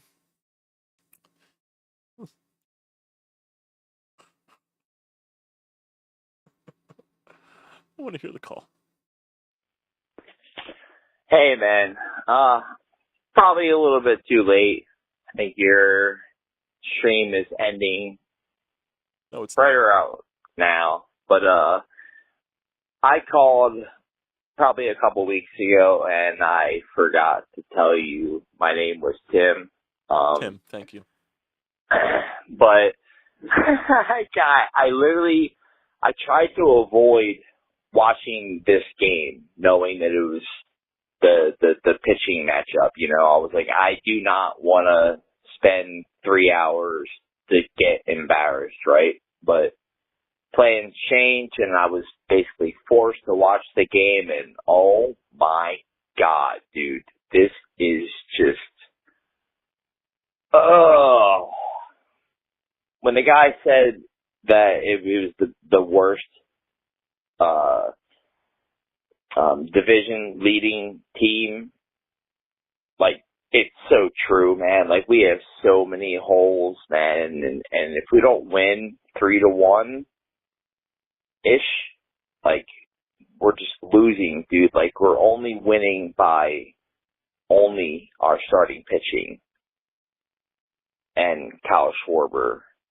Like, it breaks my heart, dude. Sucks that you have to cover it, man, but your stuff is great, man, and I appreciate it, bro. And I know you're probably gonna have nightmares after this fucking debacle of a game, but talk soon, bro. Appreciate you voicing your concerns about my mental state, Tim. I appreciate that. I appreciate that.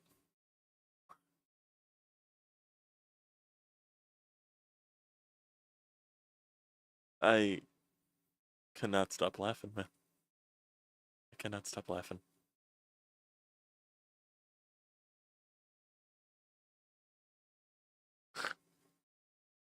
Cannot stop laughing. Shut up, derails. The Mets suck too.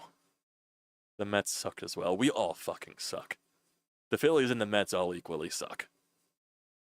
Mets aren't a good baseball team either.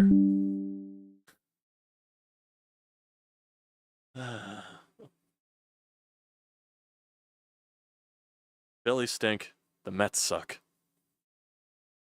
Dodgers are the only good team in the National League. I wouldn't say the Phillies are better. The Phillies and the Mets are both equally bad. Obviously, they're good teams. They're not World Series caliber teams. They're playoff caliber teams, not anything else. Who in baseball is really good? It's a good question, man. The Tigers. The Tigers are really good.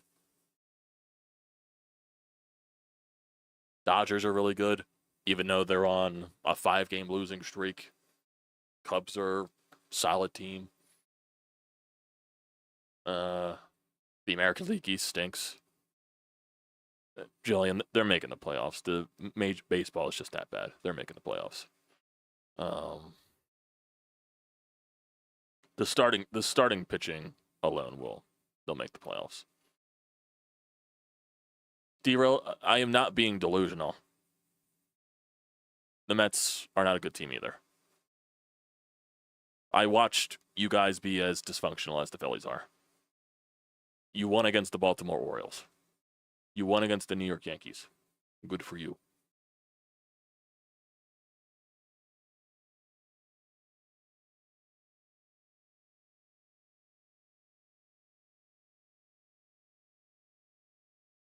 Astros, great. I could believe the Astros are better than the Tigers.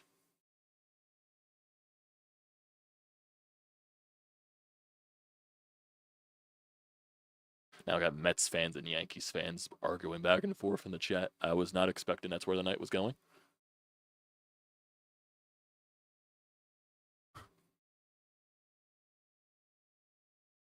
Let the Mets fan go off. 99. Let the Mets fan go off. Let him do his thing. He ain't harming anybody. He ain't harming anybody. I'll tell you this one thing about the Mets, though. Your starting pitching is not going to hold up. Bottom line. Your starting pitching is not going to hold up. That is it. Starting pitching will not hold up. You have starters that are pitching way above their heads, and they will regress to the mean. They just will. They just will. You have bullpen arms that are pitching way above their heads. They're going to regress to the mean. They just are. They just are. And David Peterson is pitching way above. I do believe that. I see the Mets pitching staff. Compare the Mets starting pitching to the Philadelphia Phillies and talk back to me. Go to bed, Franco. Go to bed.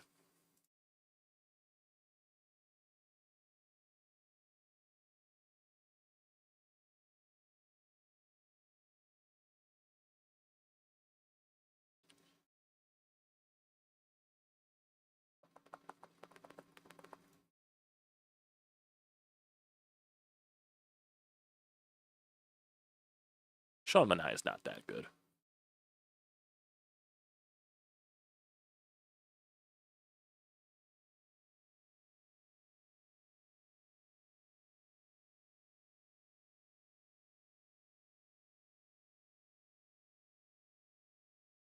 I look at pitching staff. I'm trying to find the pitching staff one. War for that's leaderboards. Can I just look at teams? There we go. Team stats, not player stats. There we go.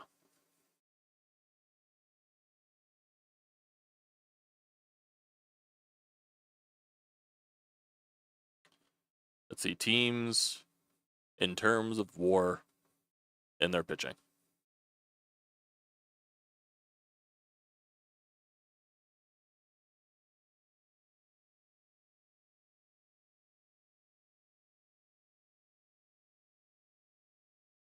Phillies, they have the best war in terms of pitching, and that is due to their starting pitching. Houston is second best. Minnesota is third best. Texas is fourth best. Padres are fifth. Royals are sixth. Pittsburgh is seventh. That's because of Paul Skeens. Boston is eighth. Giants are ninth. Detroit is 10th. And that's probably mainly carried by Scooble. Mets are 11th, and the Yankees are 12th. And then you go blah, blah, blah, blah, blah. The Mets are not the best team in baseball, dude. They're not. They are not the best team in baseball. I'm not denying the Mets are a good team. I never said the Mets are not a good team. They're not a World Series team.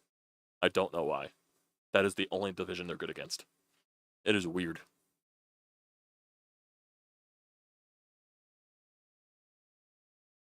Exactly, Raymond. Exactly. Exactly.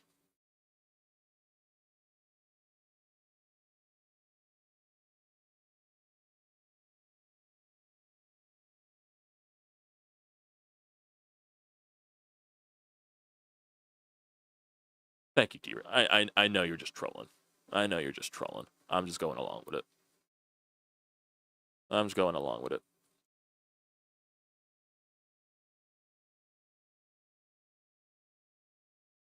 There are too many bad teams in baseball, though. Let's be real. There are a lot of bad teams in baseball. A lot. A lot of bad teams. Like the AL East. The Rays have gotten better, but they're not. Nah. The Yankees, they're the Yankees. I don't know. I really don't know what to think about the Yankees. I really don't. They're dominant at Yankee Stadium. They suck on the road. I'm just looking at everything here. Boston's just not good. Even though they've won 5 in a row. Detroit's been very good all season. The AL Central just sucks.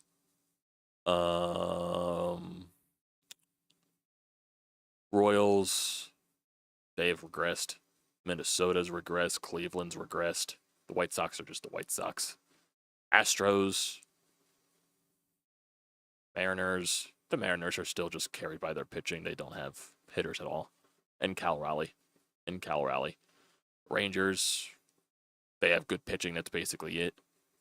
The Angels were hot for a second. Now they're not. The Athletics are the Athletics. The Braves are just having a nightmare season. They just keep losing. The Marlins are just there. The Nationals have not gotten better. The Cubs, they're a good team. They're one of the best offenses in baseball, so that's for something. The Brewers, they just seem to be good every year. But like a team that's just good, but not it's like good but not good enough. It's one of those type of situations. The Cardinals, they're just there. The Reds, they're a young team. They're mediocre. Pirates are the Pirates. The Dodgers are the class of baseball, I guess, at this point. Giants, solid team. We got the best bullpen in baseball. Padres, they're a good team. The NL West is just a bloodbath. But those top 3 teams. The Diamondbacks have clearly regressed. Their pitching is still pretty much an issue. And the Rockies are just historically bad. 21-71. Jesus fucking Christ. That is crazy. That is absolutely crazy.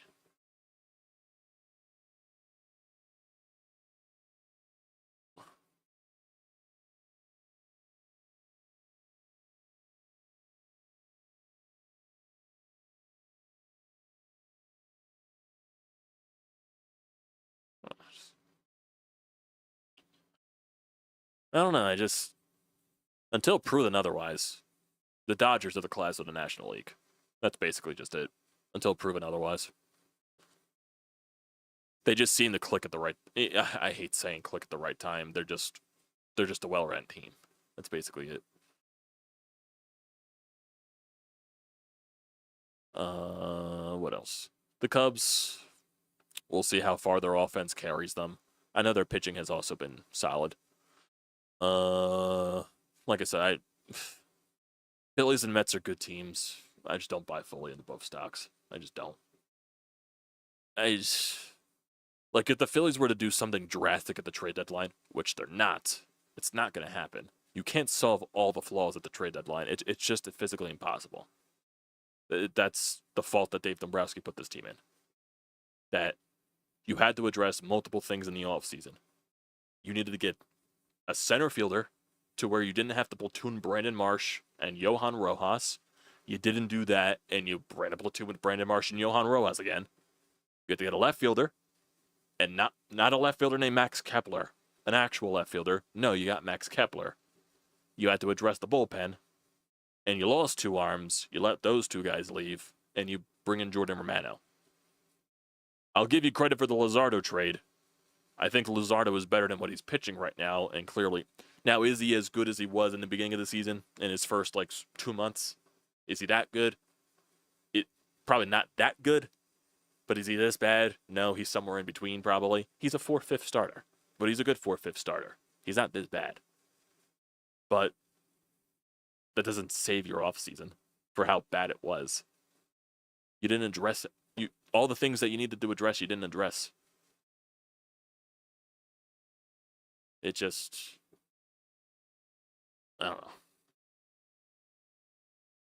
You're just not going to solve everything at the trade deadline. And I'm really just more annoyed that all the people that cover the Phillies that are just like, oh, why don't you enjoy watching this team? Just enjoy watching a first place team. No, I can't. It's not that I dread watching this team on a nightly basis. I don't. I don't. Most of the times I do. Because when they get into funks like this, yeah, it's a nightmare to watch. And when they're clicking, it's fun to watch. Yeah, when they're clicking, it's fun. But deep down in my mind, I know what they are. They're not good enough to win a World Series. And this front office, for some reason, thinks they're good enough. The starting rotation, yeah, it's elite. The starting rotation, yeah, it's the best in baseball. It's not good enough to win you a World... Not saying it's not good enough to win you a World Series. You're not going to win a World Series just because of your starting rotation. It can't carry you that far. It just can't. It is physically impossible to do that. It just is. The teams with a starting rotation that leads baseball in WAR, they don't go on to win World Series. They need other things. They just do. They just do. And for people that keep saying the Phillies offense, oh, they're tops in baseball in these categories. They're tops in baseball in these. Yeah, it's because of how roller coastery the offense is. Because when the offense is good and rolling, they're very good. And when they're very bad, they're very bad. It's two extremes. It's just two tippy tops of extremes. Where it's very good or it's very bad. There's nothing in between. There is nothing. It's where they go on stretches where they're scoring 5, 6, 7, 8 runs a game for stretches. And then they go on stretches where they can't fucking knock in anything. That's what this team does. That's what they do.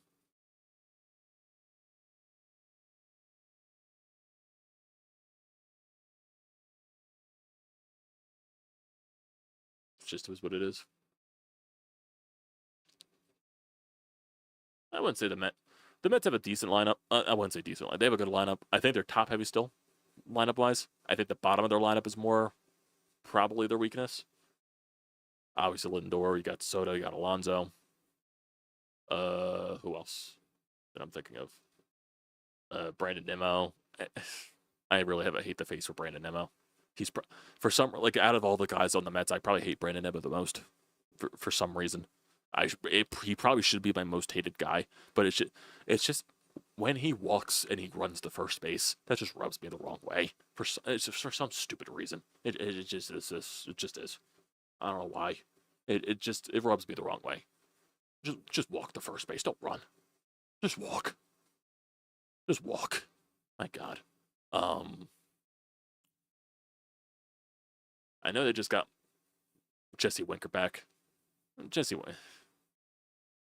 I do think the top half of the lineup is very good. The bottom half, it's basically the bottom. They have Jeff McNeil in the bottom half of the lineup. He's solid. It's just, I don't know. I think Francisco Alvarez is very overrated. And granted, he was just sent down. How can I hate? I just do. I don't know. I just do. It's serious. It's just he runs the first base on a walk. That's why I just like I'm always like, don't walk Brandon Nimmo, please. I just hate Brandon Nimmo. I just do. I don't know. I just do. There's I'm sure he's a great person. I just don't like Brandon Nimmo. I don't know why. I don't know why.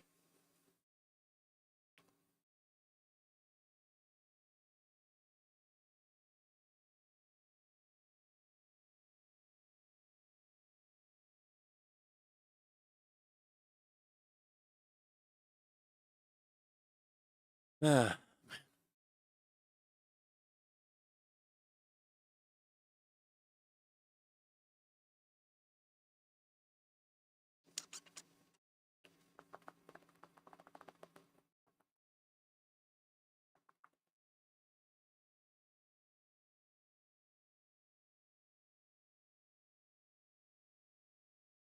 What else is there?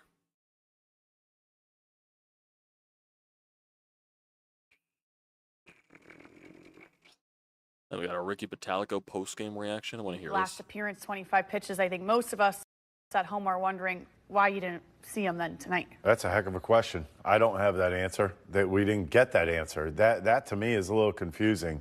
We heard Rob say took him out last night so we'd be able to use him again, which would have been tonight. I don't get it. 25 pitches. He didn't pitch on Sunday. Wheeler threw a complete game on Sunday. So. What's going on here? Now, is there a problem with Kirkring? Because that's going to be the question that's going to be asked now. Is he hurt? Is there something wrong with him that he can't go 2 days in a row? This is the big leagues last time I checked. I don't understand that at all. And, I mean, he's talking about using Tanner Banks early. Why don't you use somebody else early? Why don't you use Joe Ross early on in the ballgame? Instead, you saw Joe Ross get up, and there were gasps upstairs in the newsroom. I'm just saying, I don't understand this whole situation. The other thing is, I could really care less about velocity. I am so sick and tired of the whole thing being, well, his velocity was fine, Hey, Rob, how was his location? Why don't you tell me that? How was his location in that ninth inning? It was awful. Yeah, it really was. As the Phillies lose this. I'm just saying it how it is. Basically it. Someone tweeted, I wonder what Jose Alvarado was doing tonight. I don't care what Jose Alvarado was doing. Alvarado fucking used steroids, man. I don't care what Alvarado's doing.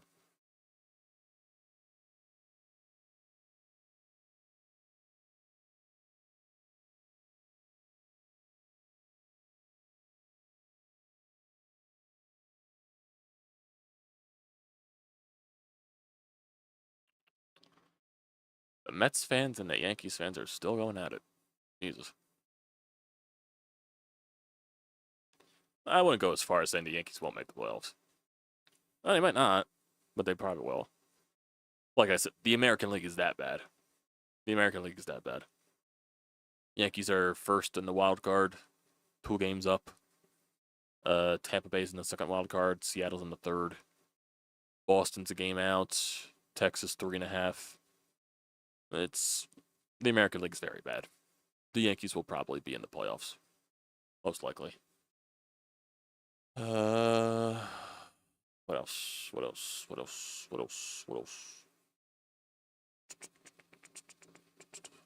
Phillies at they're 2.5 in the, well, officially the Phillies are in the first wild card spot. What else? Phillies are 30-16 at home, exactly 500 on the road. Crazy. You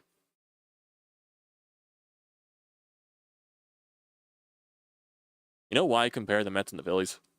Because look at both teams' home and away records. Both teams dominate at home. Both teams suck on the road. The Mets are below 500 on the road, 20-25. Phillies are 23-23.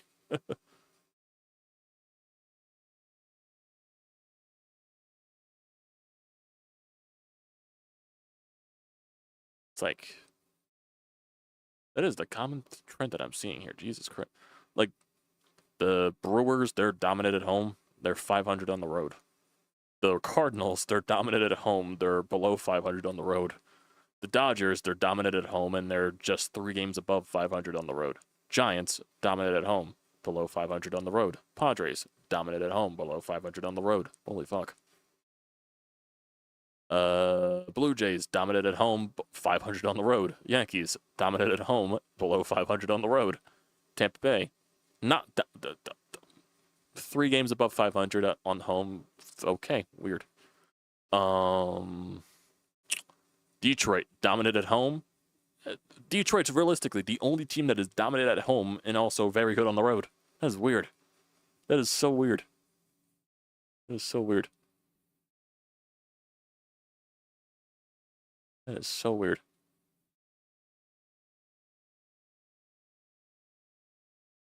That is so weird. Here we go. I want to see that. I'm bringing up the Pirates versus the East. Look at the Pirates' record versus each of the divisions. The Pirates against the Central Division, they are 12-17. Against the West, they're 4-8. In interleague play, they are 7-19. But against the National League East, they're 15-11. Make that make sense. Now, granted, you take the 2 sweeps out of there against the Phillies and the Mets, they're probably below 500. But like, Jesus Christ. My entire chat right now is just Dr. Drew, 99/22, and D-Rails going at each other. Did not expect that to be tonight. Gotta be honest with you. I gotta be very honest with you. It's also 1:15 in the morning. That's what happens when the Phillies keep me up this late.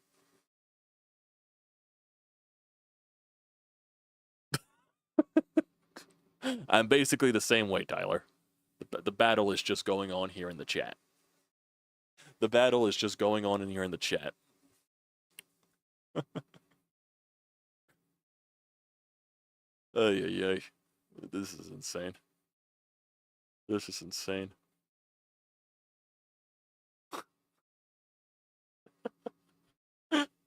I really didn't think this was going off tonight.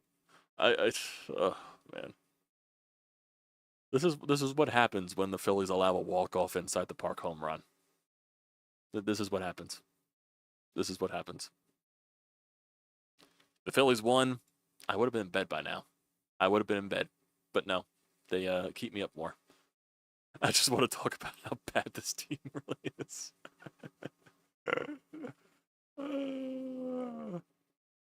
Well, 99/22, we can't guarantee that Zach Wheeler wins because Zach Wheeler does not get run support. We can't guarantee that. He'll probably go out there and shove like Zach Wheeler normally does, but it's not guaranteed he'll get the win because of run support. There you go. So that's basically it there.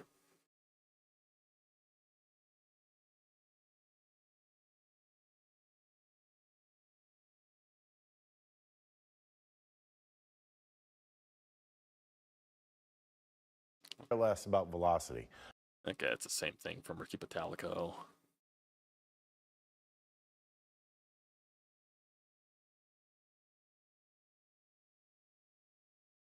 Oh, anything else? Anything else? Anything else? Anything else?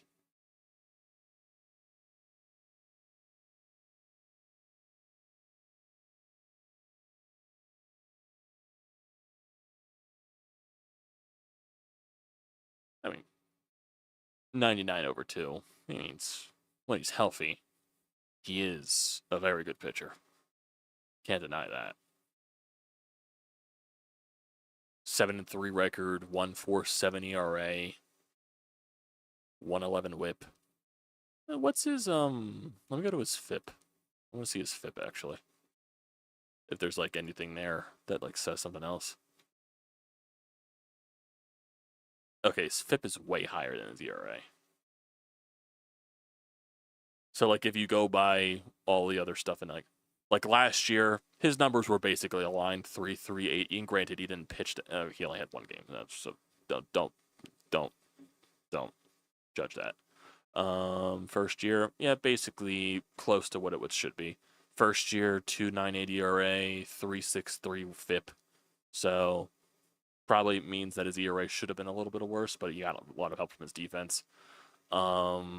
This year he was a 1.47 ERA, and his FIP is 3.19. His WHIP is 111. So yeah, he's getting help from his defense. So that's basically it. He gets a lot of help from his defense.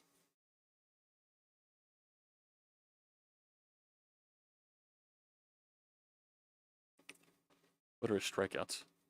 70 strikeouts, 73 innings. Well, in when he first came over, he had 202 strikeouts and 166 innings. Last year he didn't pitch because he was injured. And this year he's dealt with a couple of injuries. You can't deny that he's a good pitcher when he's healthy. Very good pitcher, in fact. Can't believe that I'm like... Do the Mets and the Phillies play each other again? Yes, they do. They play each other 2 more times. And I think that's in the second half. Second half.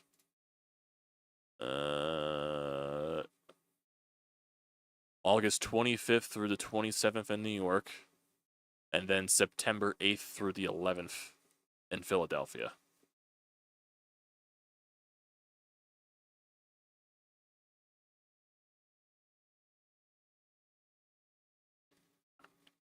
I mean, derails. I can show my hatred towards the Mets, but then I can also be realistic. Like, I'll be a jerk-off, but I'll also be realistic. That's, like, I used to be a very optimistic type of person and always wanted to look towards the positive side. Not with the Phillies. Not what they've done to me the past few years. No. No. Cannot do that. Cannot do that. Cannot do that. Cannot do that. Can't do that. Not with the Phillies. I could be a jerk-off with the Eagles, because the Eagles are winners. Can't do that with the Flyers yet. Hell no, can't do that with the Sixers. Can't do that with the Phillies. I could really only do that with the Eagles. So, that's basically it right now. What else? When do we play the Yankees? I know we played the Yankees at some point. Yes, we do. The 3rd series coming out of the All-Star break. In the Yankee Stadium. 25th of July through the 27th. Friday through Sunday. So, after the All-Star break, Angels at home, Red Sox at home, Yankees on the road, White Sox on the road. Oh,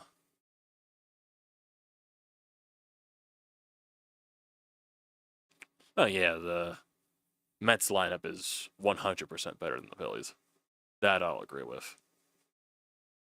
Even though I do think the Mets lineup is top-heavy, I still think right now it's just better than the Phillies. Overall standpoint. The Phillies right now have 2 consistent bats. Trey Turner and Kyle Schwarber.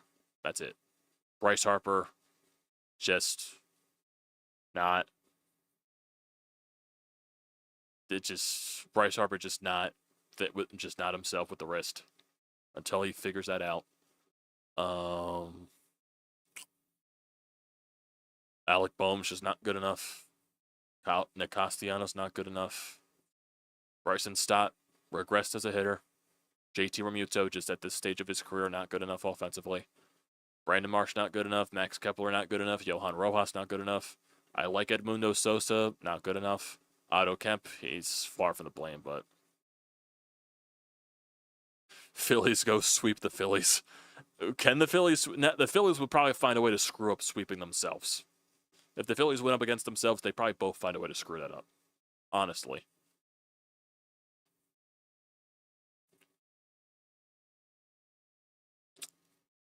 I wouldn't say right now Jesus Luzardo was better.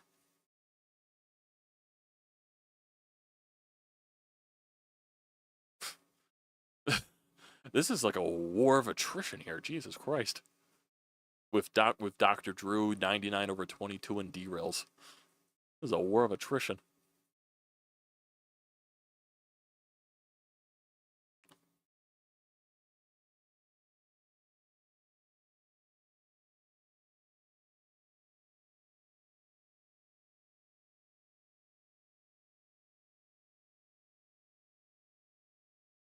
I would. Now, the thing is, I don't think Luzardo was tipping his pitches, because now that he's gone through so many things to change his mechanics in the past couple of starts that he is getting crushed out of the stretch. He has a bigger glove now, and ever since out of the stretch now, he's getting crushed. I just don't. I don't think he was tipping pitches. I think it was pitch selection more than anything. I think it was pitch selection more than anything.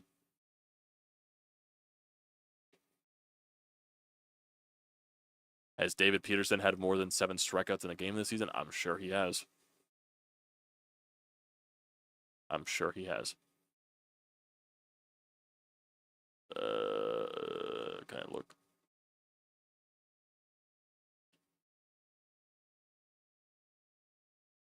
Still mad that freaking Zach Wheeler didn't get a perfect game.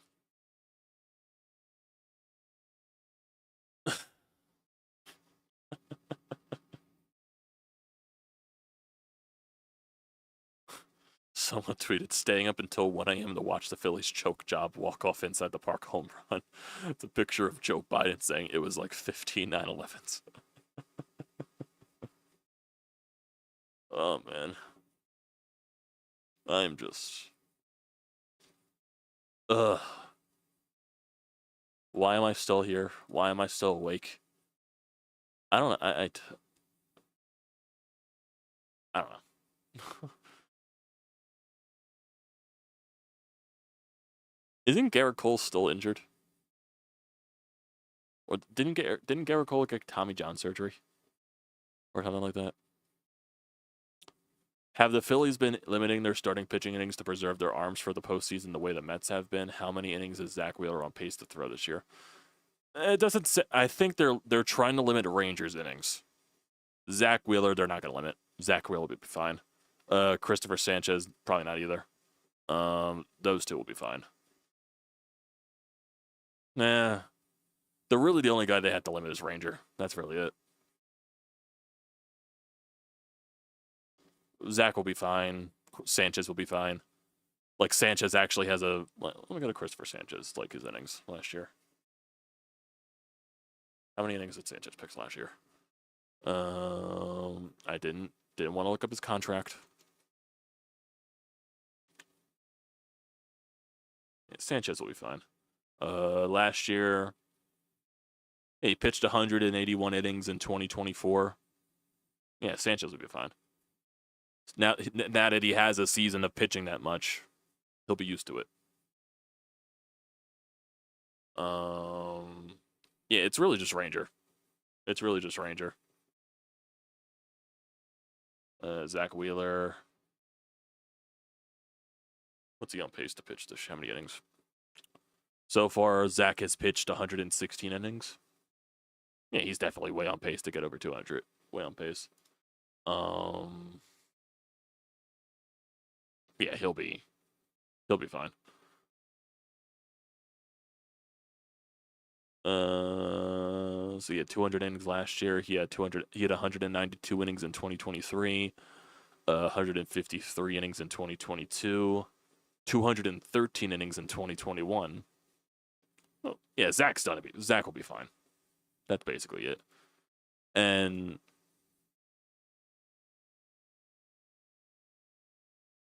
I got one phone call, Tyler. It was from Tim. You guys heard that, right? I wasn't. Maybe Tyler just wasn't here.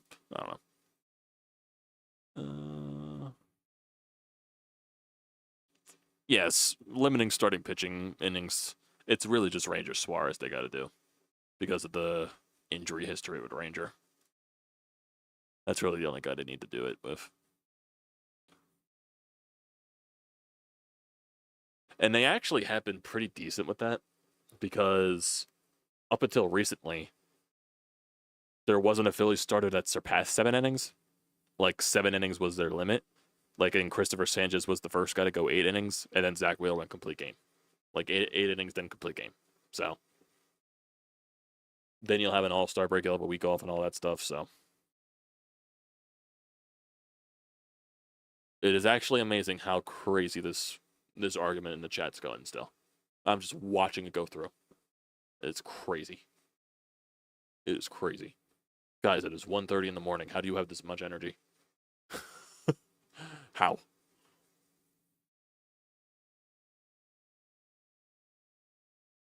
Where did Choco go? Not over there. Right behind the air conditioner, Choco? Looking for my cat.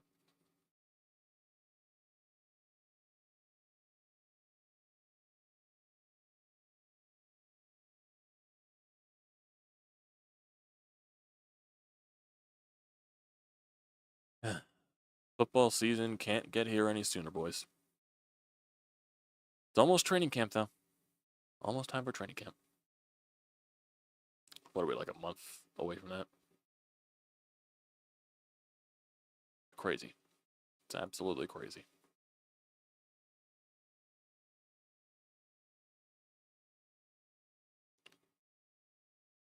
Do the Phillies have any key pieces returning from the IL soon?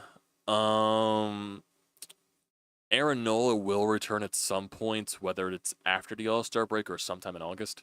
I think that's when he's expected to return. But, like, realistically, I don't think they have any other guys majorly on the IL. I think it's really just Nola. I think that's it.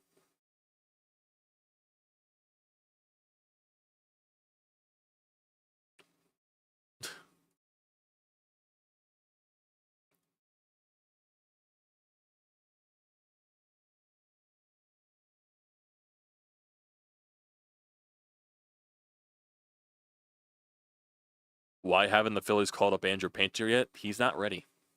He's getting rocked in his past few AAA starts. For a little bit, actually. He's been getting rocked. He's not ready.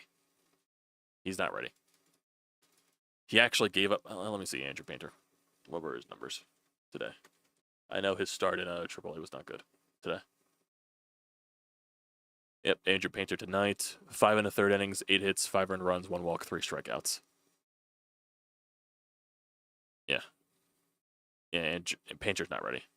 Painter is not ready.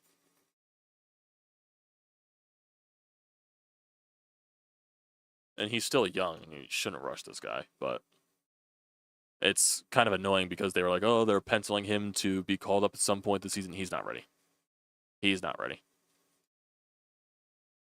He's got a 4.79 ERA this year in AAA in 62 innings. Yeah, he's just not doing well down there right now. And that's probably a sign of a guy coming off of Tommy John surgery. Just got to figure it out.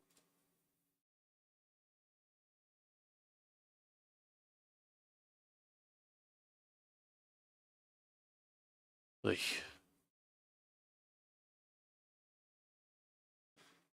my God. Okay, I think I have to. I have to call it here.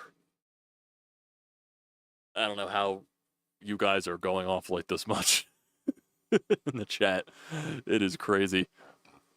This is a Philly stream, and there's a freaking Mets and Yankees back and forth here. It is crazy. I gotta end it though. It's 1:30. I gotta go to bed. I am falling asleep. I hate this Phillies team though. They made me stay up later than I needed to because of a fucking. It's just fucking. If they just fucking didn't choke, I would have been in bed already.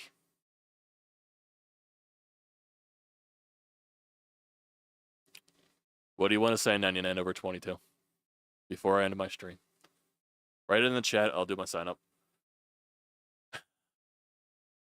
Well, okay, it was just a matter of minutes. Okay. Well, fucking hate the Phillies. That's bottom line. I hate this team. I appreciate everybody here that tuned in during watching this entire thing. Appreciate everybody, especially people that joined in after, especially all you guys here that are back and forth on the Mets and the Yankees. Appreciate all of you. Don't forget to leave a comment in the comment section down below. Don't forget to drop a like. Don't forget to hit that subscribe button. Does me a great deal of service with the YouTube algorithm. Use the code TTPSPORTS, $20 off your first purchase. That's SEATGEEK, great deal, and pass it up.